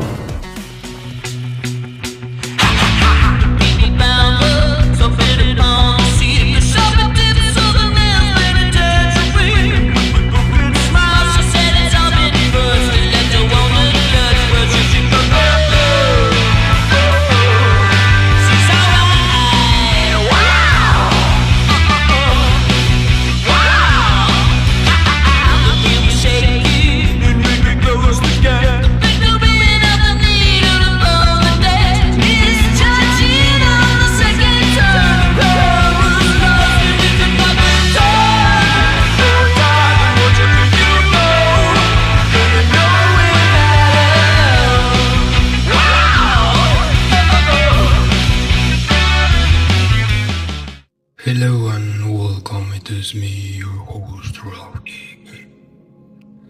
And welcome to the apocalypse. Today we have a very interesting show about the collapse of civilization. Civilization. The collapse. Or so they say. Actually, for countries, for nations, for empires collapse, it usually takes many years. In the past, it could take centuries, decades, usually like a very long time.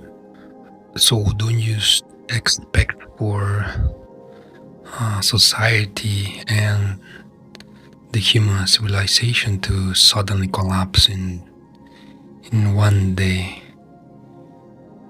It seems that it will be something like a slow bleed, like a slow decay, gradual slow decay. Okay, so check this out. What we see today, it is the result of many years of bad policies. I mean, like the energy crisis we see today. This did not just happen overnight. This took probably 10 years, 20 years to develop into the crisis that we see today. For example, I mean, if you really want to trace the origin of this all the way to the beginning, partially the energy crisis today in Europe, or not partially but mostly, it is because Europe does not have sufficient energy to continue the level of industrialization which they currently have.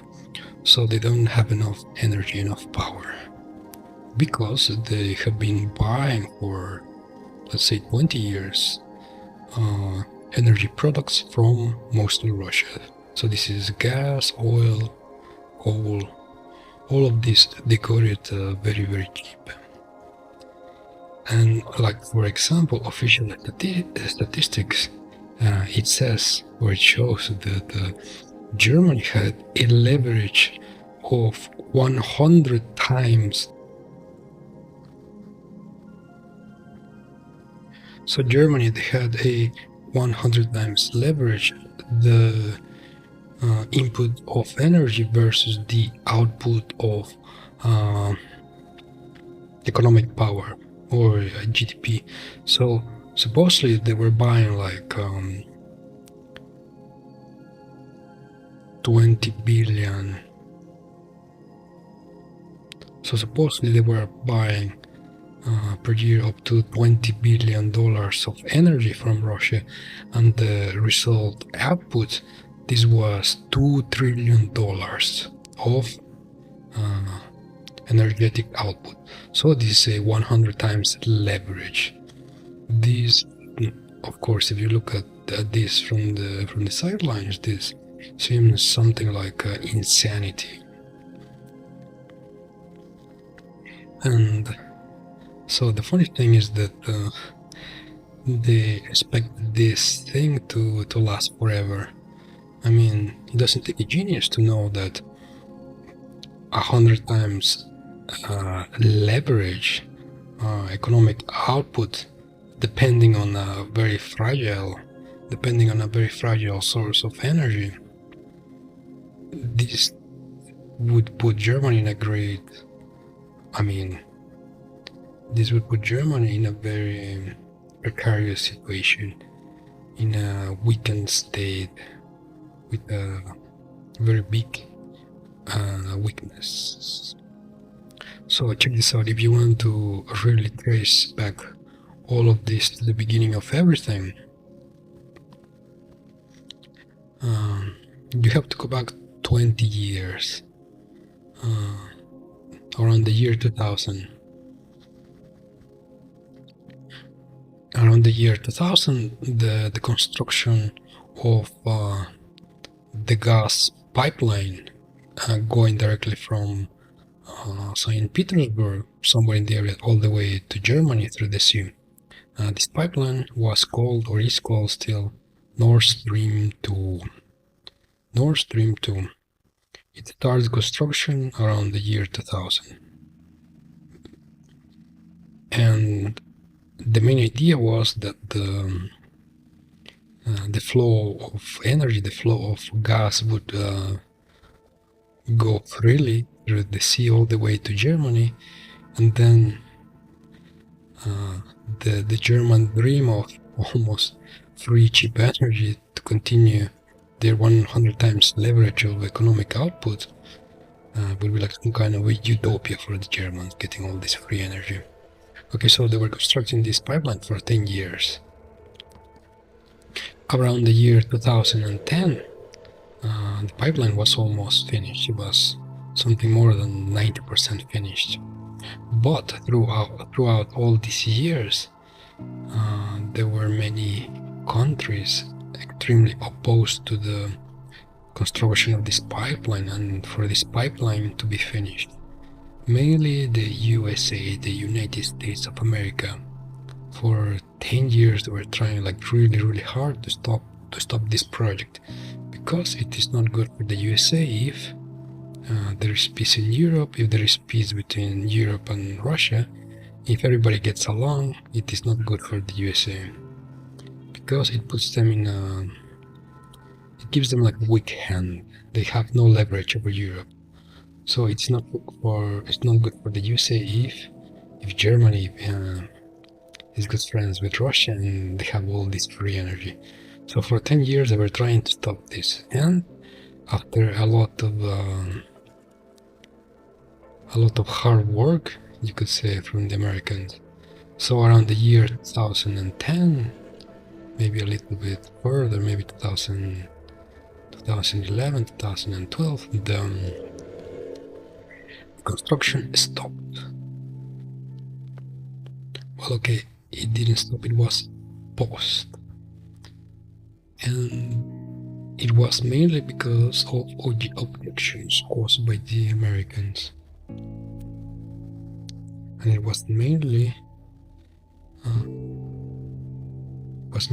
because of the objections raised by the Americans and all these excuses that they had to say to both parties, that they could not do this because of this or because of that.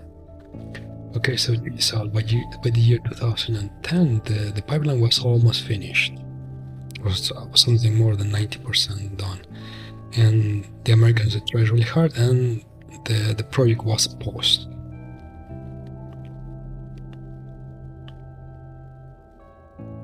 So if you look into that perspective, the year today, 2022, it's been 12 years from the year 2010.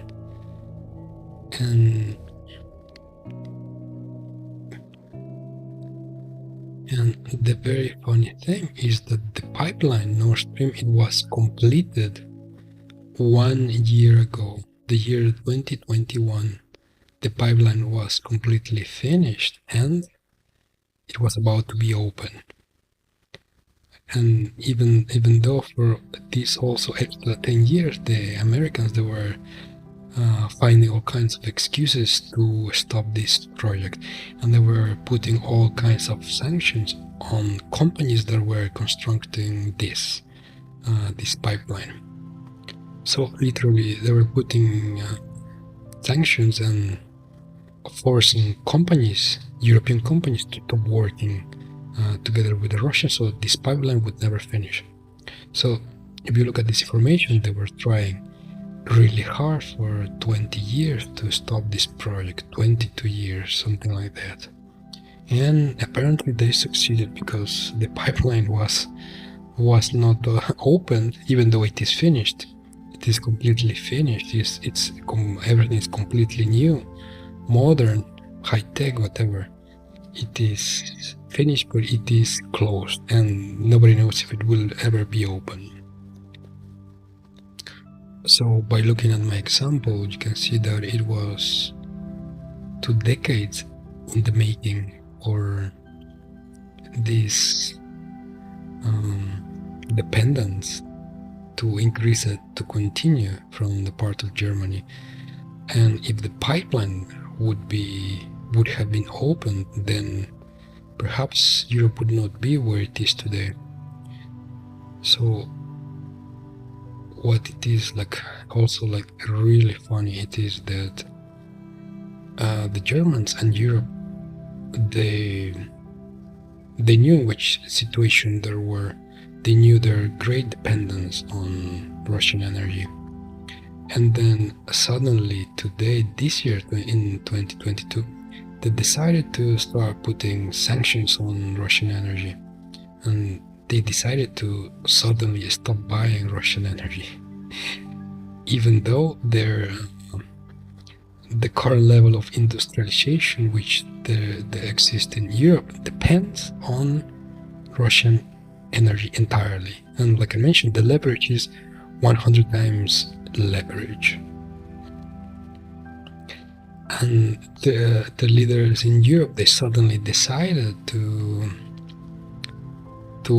get rid of this leverage and to face the music somehow. I mean,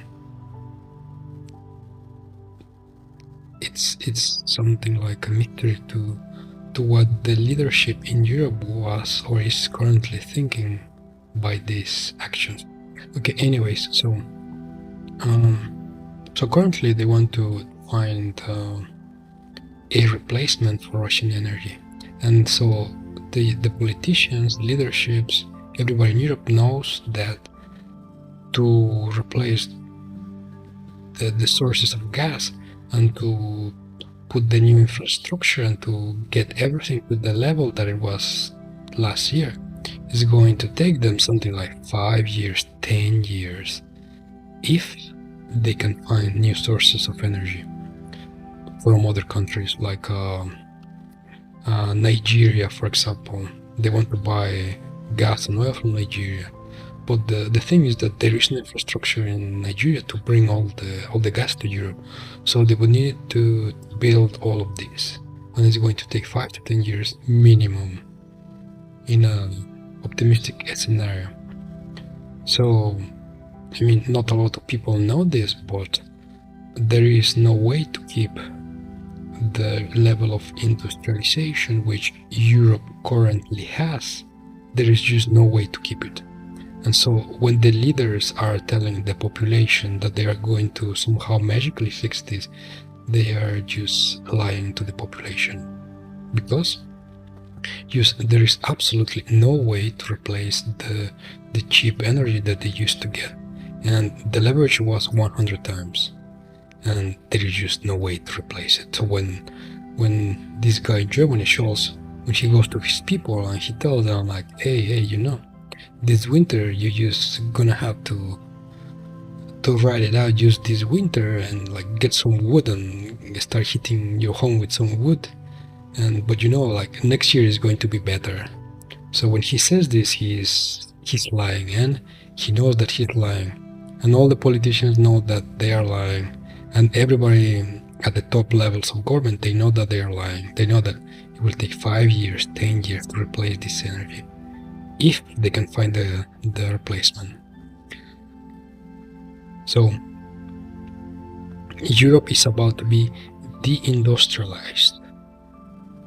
Imagine that you have 100% today, and then tomorrow you will lose 90% of your industrialization because there are no sources of energy. Like I've been watching videos on YouTube of people in, I think it was in Italy, in Spain, in the cafes, in the restaurants. By government decree, they are forced to use candles in the evening after 6-7 p.m. I think they have to switch off all the lights, and they have to turn on the candles in the restaurant. And there is people eating there, and they are inside the restaurant, and there's just candles everywhere. I mean, this is kind of ridiculous. This is something like going back to the, I don't know, to the Victorian England or something, where people used to have candles. And actually in Victorian England, I think that there was electricity already.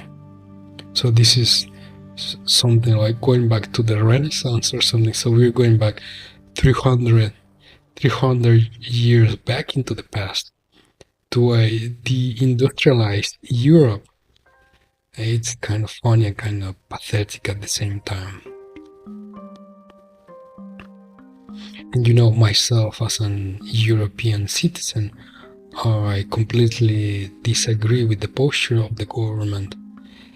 And I think that the current leadership is just doing the wrong things. And when the government, when politicians in Europe, when they clearly lie to your face, they don't have a place in the government. They should be removed, and a new leadership should be found that has answers for the current crisis. So this guy Scholz and his team, I've got no idea what he's doing, because he knows the situation. He knows Germany is about to be deindustrialized, and he knows that it's not only this winter that is going to be cold. It's going to be 5 winters, 10 winters at least, of people burning wood inside their houses, and people having to use candles in the evening to get some light.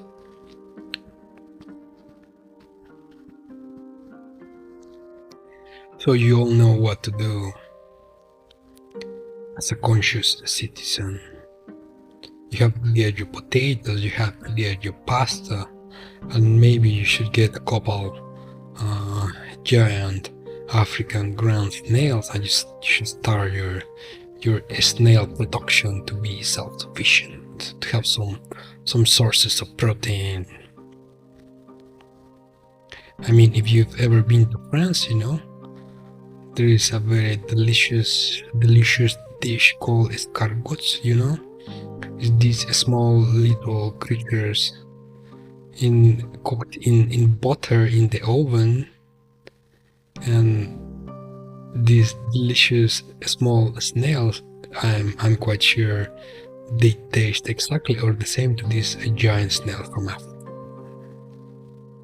So if you listen to my past podcasts, I've got there some tips and introductions on how to start your snail farm, your indoor snail farm. There is no time like today to prepare, and with all this deindustrialization that is about to happen, it will not be quick and easy. It is going to be a slow and painful decay of civilization, decay of society. It's all downhill from here. Well, at least this is for the West, for Europe, for the USA. It is as if the Western civilization has reached a peak. Something like we are at the peak of the Roman Empire, and Rome is in flames and it's about to collapse.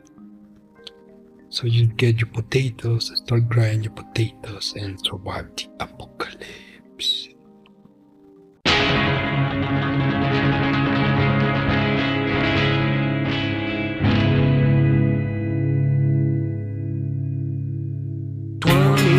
Miles from the city of Hades, this Gila monster is feeling its age. It's getting hotter in the trailer, she said. They used to call me the venomous kid. Then the moon will set and the desert will die.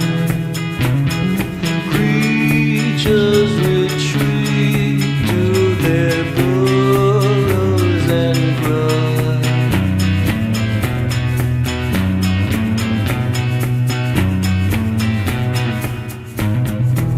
We kept the power we get from the womb, deep in the labyrinthian family home. I let my final monologue fully read. Immortal family, I regret not a thing. Then the moon will set and the desert will die.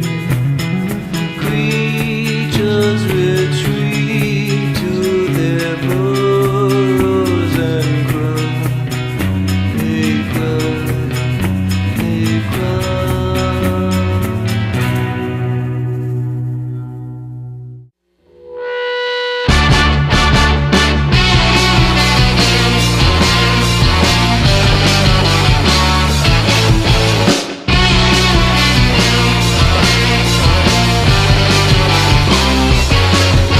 Sign my name in a drop of desperation drips upon the letter to her, my lover's eyes, a requiem for what is gone. Men both marching on their way, a malefica sorrow, and never from the dead will the mortal man escape the terror's close. Flee like the desert sun to a place where lovers lie. Oh, forgive me and take the ancient candy past, little darling. We're on the wilderness at last. Forget about the past.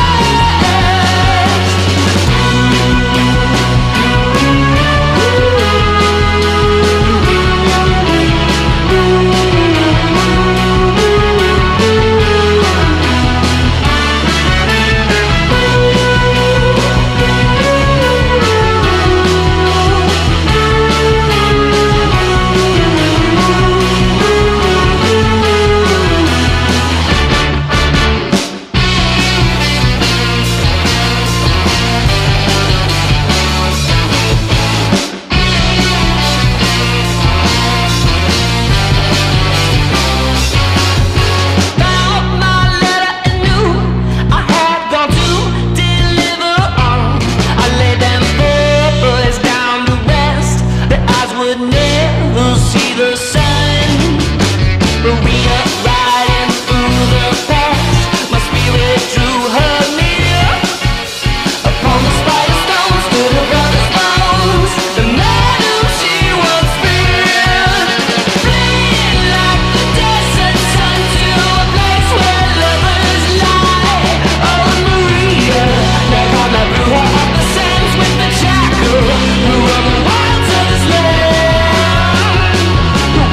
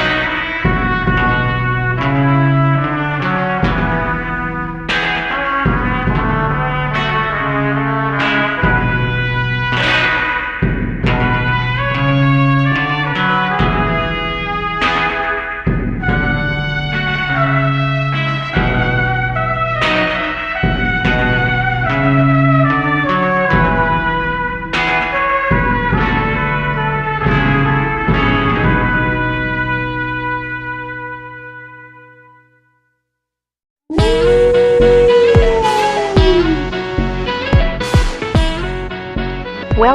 to the Polar Homestead. We learn finance, permaculture, and prepping, a modern view of the world. Don't forget, freedom is in your hands. Stay safe and vigilant, friends. And now your host, Ralph KK. Launch in 3, 2, 1. Let's go.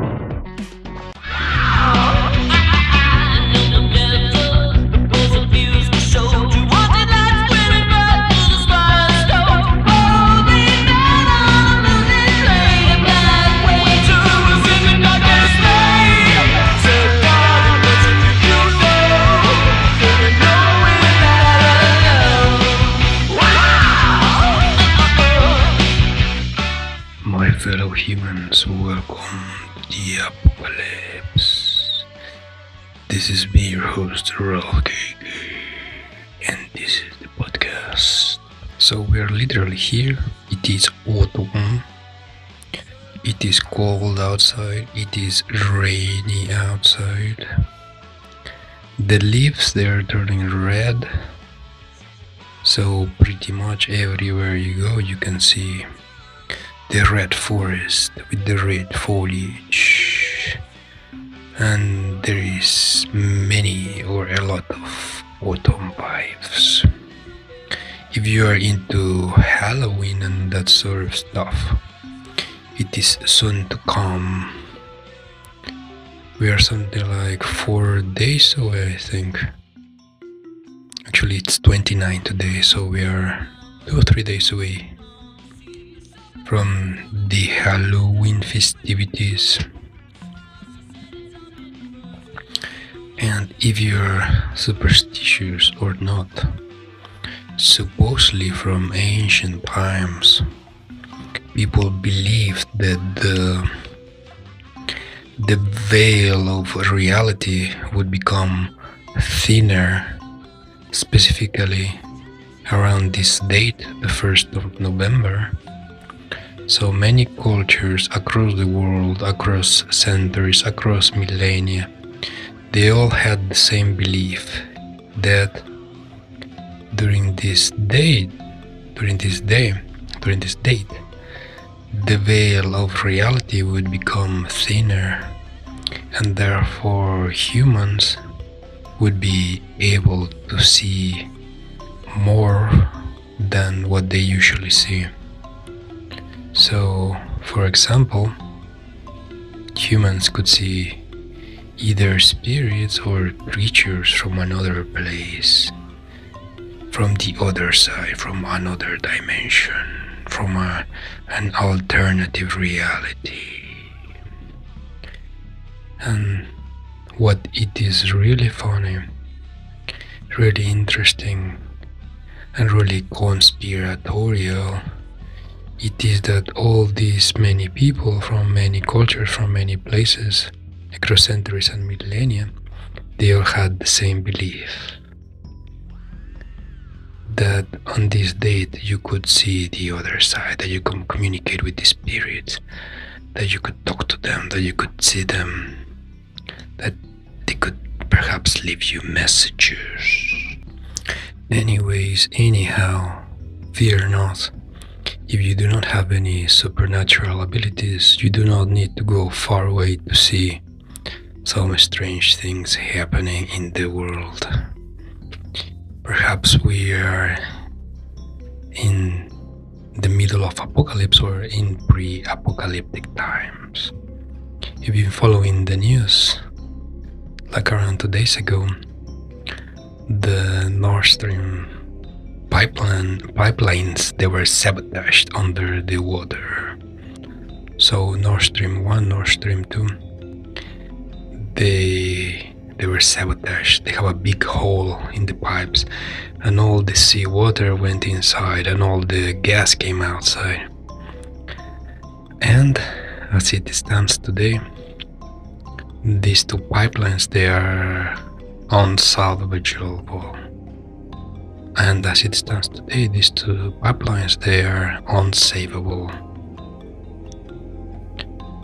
So these pipelines, they are finished. I mean, all the seawater, it came inside the pipelines, so they are filled with seawater, and all the salt in the seawater and the minerals and stuff, it's going to basically corrode the metal. So these two pipelines, they are full and they are done. I mean, it took Russia like more than 10 years, 20 years, something like 20 years to build the Nord Stream 2. And it is funny that some people, they say, oh no, they will fix it in a couple of days, couple of weeks at maximum. But yeah bro, it ain't happening. If the big if they were to be fixed, it would take minimum 1 year. If they were to be fixed, and under optimal conditions, it would take something like 1 year for them to be fixed. So I don't know, like, people are just delusional. We are facing mass hysteria. I don't know, but people saying that this can be fixed in a couple of days. I mean, maybe it's some kind of coping mechanism for the upcoming winter, because without this gas, pretty much it's going to be a tough life, a very tough life in Europe. There will be a minimal amount of gas, but it's going to be immensely expensive. Only the very rich, the 1%, will be able to get this gas. And then the rest, the 99%, the peasants, will be fighting on the streets for the scraps left over by the rich. If you've been listening to this podcast for a couple of months already, you would already know what I'm going to say. Get your pasta, get your potatoes, and prepare for the apocalypse, because it is here. I mean, as a fellow European, where do we go from here? The British pound is collapsing, the euro is collapsing, the British economy is completely collapsing, the German economy is completely collapsing. What do we do? Where do we go from here? Nobody seems to have an answer, but the people, they are fighting back, or so they say. If you've also been following the news the last couple of days, a new ultra-far-right government has been elected in Italy. Or so the mainstream media, they want you to believe that this woman that was elected in Italy, they say that she's worse than Mussolini. Can you believe this? I just hear this and I'm like, what? Are you kidding me? So check this out. She's a housewife, she's a mother. She's Christian. She's against immigration, against illegal immigration. So like against all those people coming from Africa in boats, trying to cross on boats from Africa to Europe. She's against this. She's against the massive woke indoctrination happening in Europe, in the world, in the USA. She's against consumerism, against capitalism. She's pro rights of people, pro socialist initiatives to help the people. I mean, and the mainstream media, they want to categorize her as something as bad as Mussolini, as something that is radical and against democracy. I mean, can you believe this? This is kind of funny. We are already in October, so there is something like 2 months left until winter starts. And today, what do we see in Europe? We see groups of people already gathering and protesting. And check this out. What is very funny, very suspicious, very interesting is that for the last couple 2 or 3 weeks, there has been huge protests and demonstrations, which you will not see any information about this in mainstream media. So there is people protesting in Germany against the government of Scholz and against his policies, against the government. And can you guess what they were asking for, what they were demanding? They were demanding for all sanctions to be lifted and for the opening of this pipeline, the Nord Stream 2. So the people were demanding for the government to stop all this nonsense and to open the pipeline and to get all this cheap gas for the German economy to continue with their 100 times leverage of energetic input versus economic output. And ideally everybody would be happy and evolve into superior beings and an incredible utopia or something like this.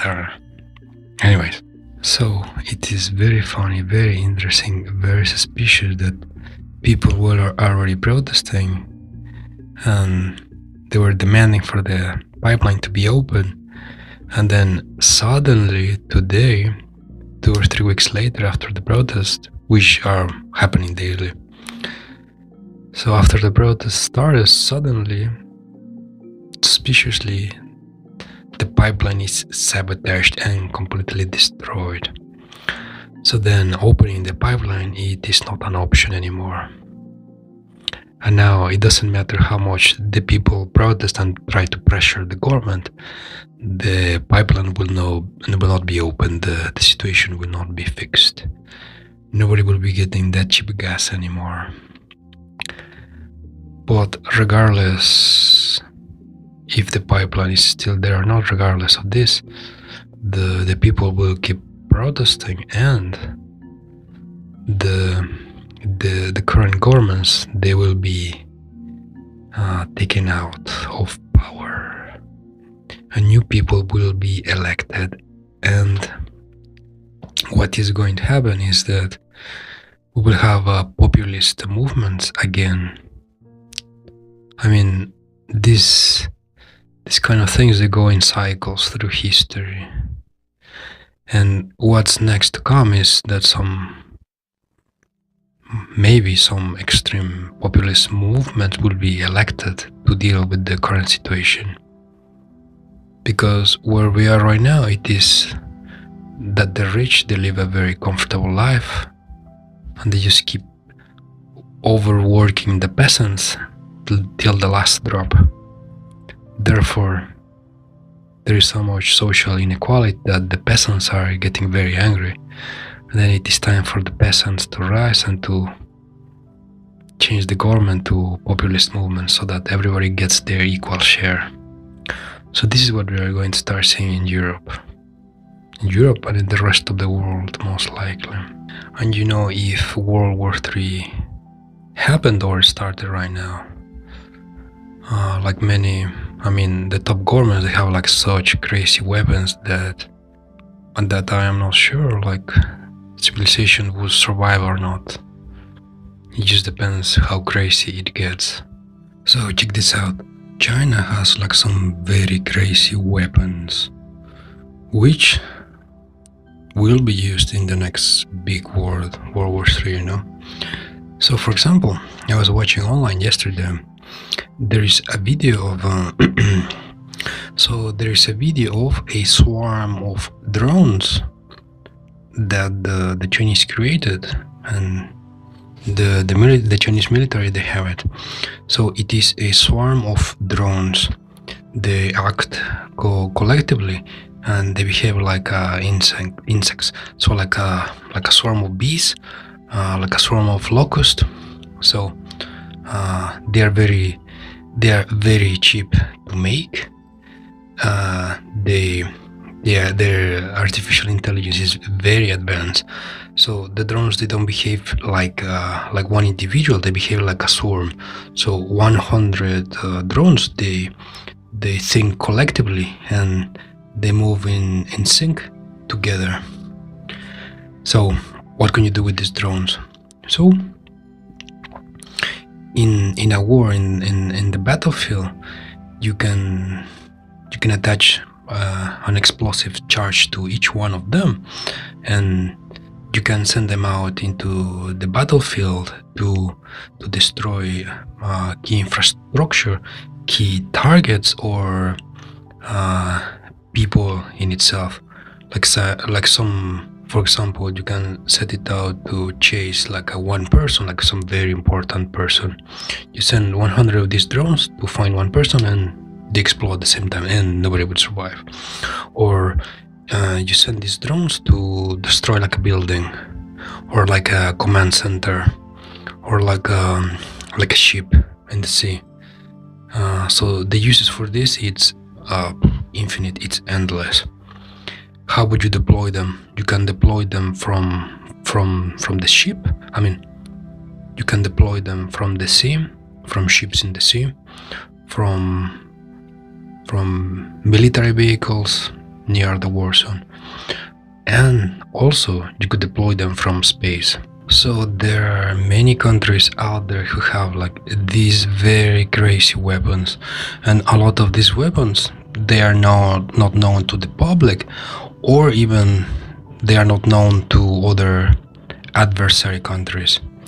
So the next world war, it is going to be amazingly crazy, destructive, and dangerous. I mean, ideally nothing would happen. Human civilization would keep on growing, evolving, getting better, and keep on going for a couple more 100 years, thousands of years, I don't know. But today, the threat of nuclear annihilation, it is. So if for some reason humanity manages to survive a couple more decades into the future, just for some reason, because how things look like today, everything looks very bleak, and perhaps we might not make it. But anyways, in case we might survive a couple more decades, then we might have some kind of interesting future. And today I will give you some homework. There is a video game called Detroit Become Human. Probably you're not going to play it, but you can watch it on YouTube, online, the gameplay. It is mostly some kind of storytelling game, kind of. I mean, you mostly watch the story and you play like a little bit. So anyways, in this world, in the future, this is approximately an accurate perception of how the future might look like. So in probably 20-30 years, around 30 years, the future will look like this. So the homework for you is to watch some videos and to see this video game, Detroit Become Human. So you just watch the gameplay on YouTube. And this is extremely accurate on how the world would look like in possibly 30 years. If we don't destroy everything and we don't blow ourselves up. And the next topic for the next podcast will be related to this. I mean, for you to understand it, you see how the future might look like, and then you will have a better understanding. So this is your homework, and then next podcast we will have a very interesting conversation. And I'll see you soon in the apocalypse. Where do we go? Wasn't there someplace near the road? The sky starts to crack, the heavens unfold. We tremble unsure, but now so to the bone. Drink from this wine, dry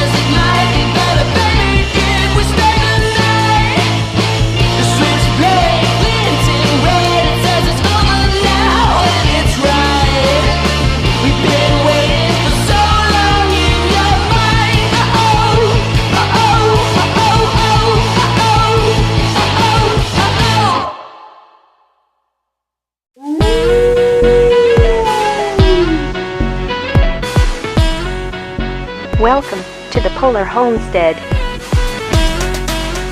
We learn finance, permaculture and prepping. A modern view of the world. Don't forget, freedom is in your hands. Stay safe and vigilant, friends. And now your host, Ralph KK. Launch in 3, 2, 1. Let's go.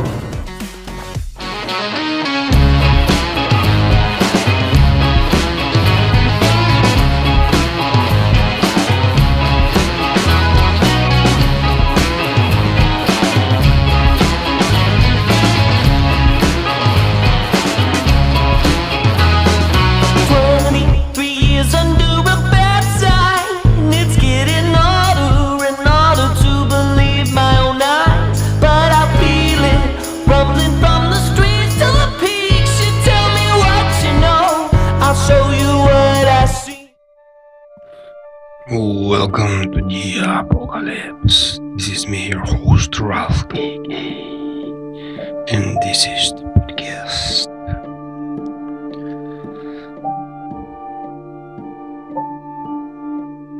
So if anybody of you noticed, I've been away for something like 2 weeks. And exactly what happened, you would not believe me, but I got a terrible case of food poisoning. I was completely out 1 week and I'm still recovering. And the culprit was some stale rice. Oh yes, oh yeah. So if you're a prepper, in the prepping community, it is common knowledge that you have to cycle out some of your inventory. So last week I was cycling out some rice. So the rice was packed in a plastic bag. It was airtight, and it was something like 2 years old. And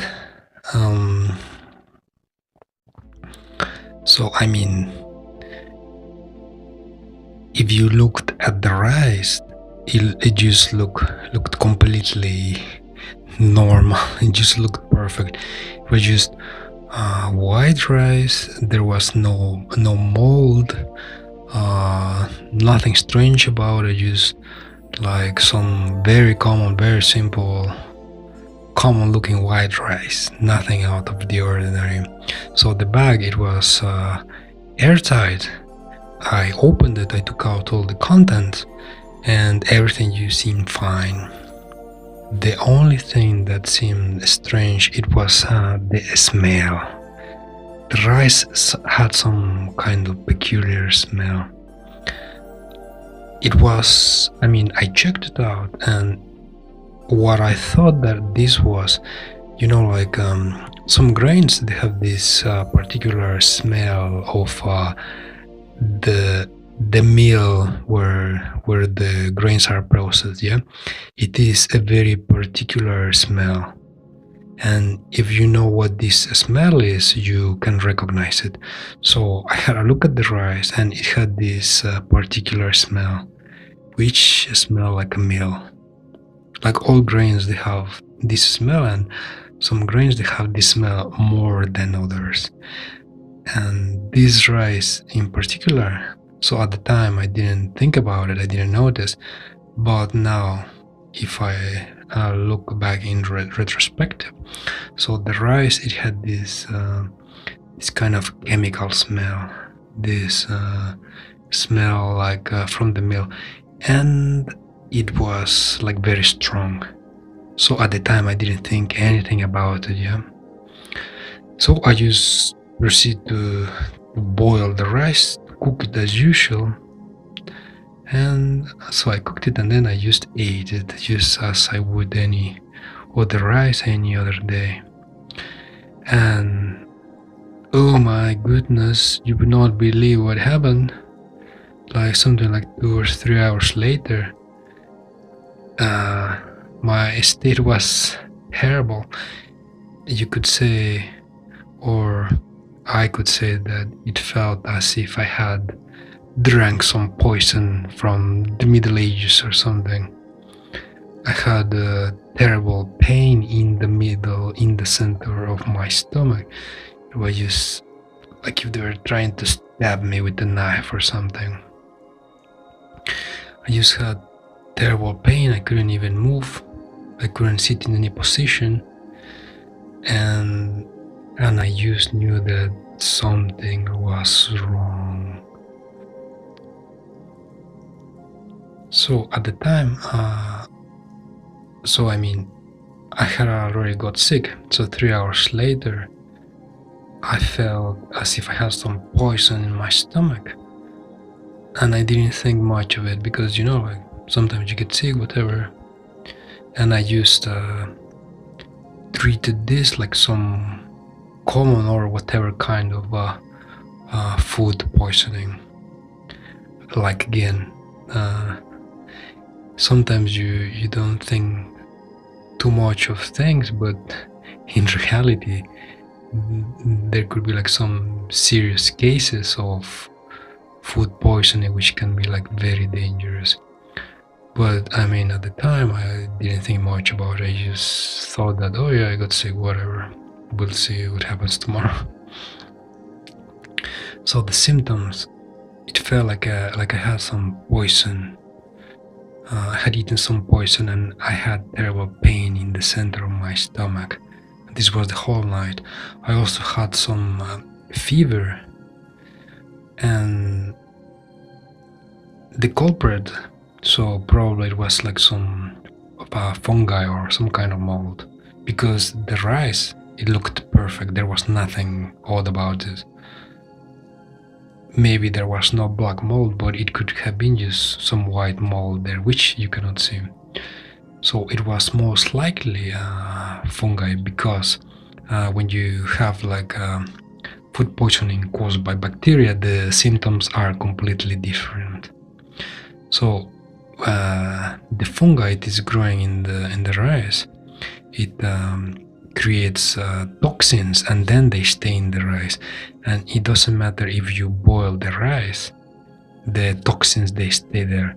So you ingest the toxins, and this is kind of poison in your body with the toxins, and there is no way around it.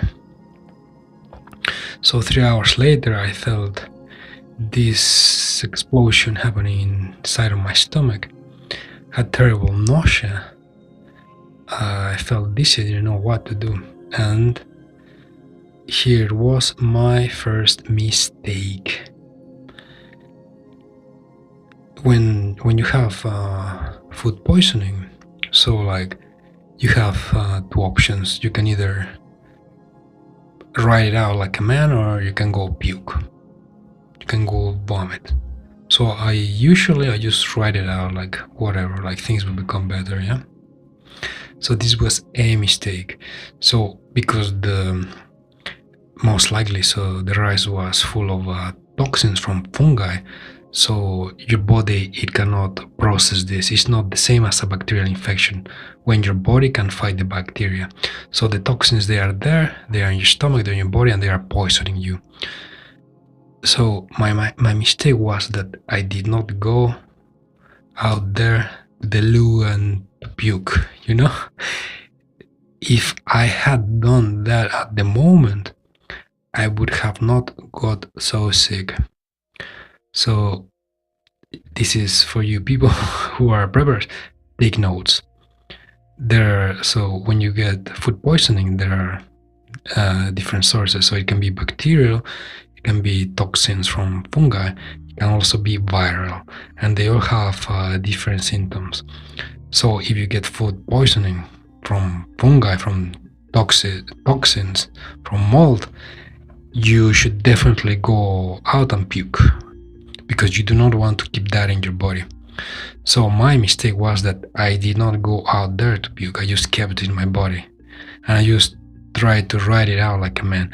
And oh boy, that was such a mistake.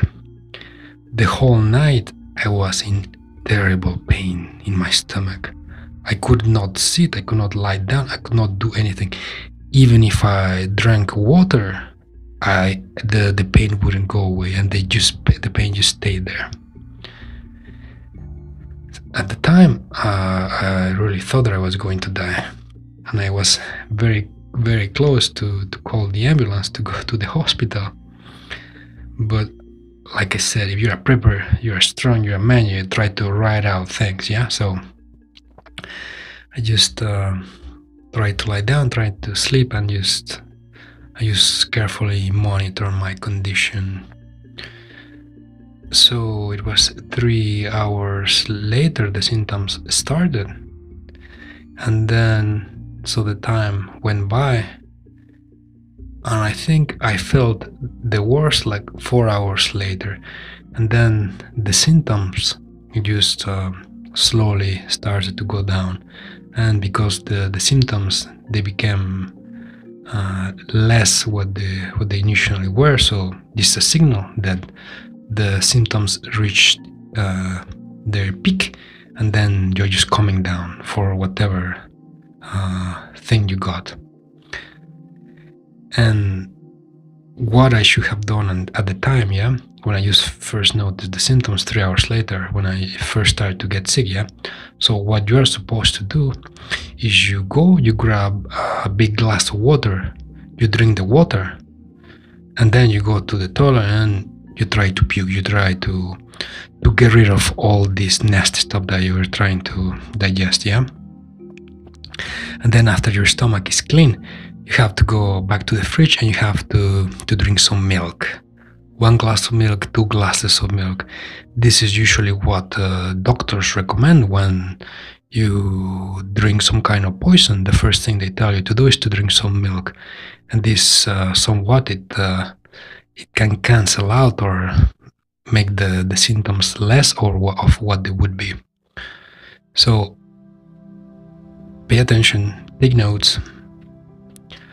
First you drink the water, you go puke, and then after your stomach is clean, you go drink some milk. And just by doing this, you will be like so much better. And me, old silly me, who tried to be manly, who tried to write it out, I did not do nothing. I just stayed there in bed, just trying to drink water. And the whole night it was like a nightmare. So it was 8 hours, 10 hours in pain, constant pain in my stomach. Like somebody was trying to stab me with the knife in the center of the stomach. But the symptoms, they peaked and then they started to go down. So like because of this, I did not call the ambulance, I did not go to the hospital. And so when you're a prepper, when you are storing food for a long time, you have to be very careful how you store it, how you keep it, and when you consume it, you have to check. You have to look for any signs of deterioration of the food that you have stored. And so the most dangerous food that you can store is rice, because it can actually kill you if the rice is bad or whatever. So rice can be very dangerous. The other grains are not as dangerous and usually are much safer than storing rice. But also, I mean, you need rice because it has amino acids, nutrients, which other grains don't have. So anyways, you have to keep this in your prepper pantry. Anyhow, you should always be careful with long storage food. So the next day, I felt as if a truck had hit me on the street and they just left me there on the road. I mean, my arms, they were like spaghetti, you know, my legs, they were just like spaghetti. I had no strength, I couldn't move, I couldn't walk. I drank water, so my body was dehydrated, yeah. So I drank water, it just didn't do anything. I was not absorbing the water. I was not absorbing the electrolytes, the salts. Still, I tried to write it out like a man. I didn't go to the hospital. I didn't call the doctor. So I started to drink water with electrolytes, a powder solution. I also took some probiotics, and I was basically eating some light soup. I got some fresh chicken. I super boiled it, just in case, right? So I super boiled it. I was drinking the soup. You could say I was drinking the soup with some toasted bread and crackers. I was like this for 3 whole days because I couldn't eat anything. I mean, I had still this terrible pain in my stomach.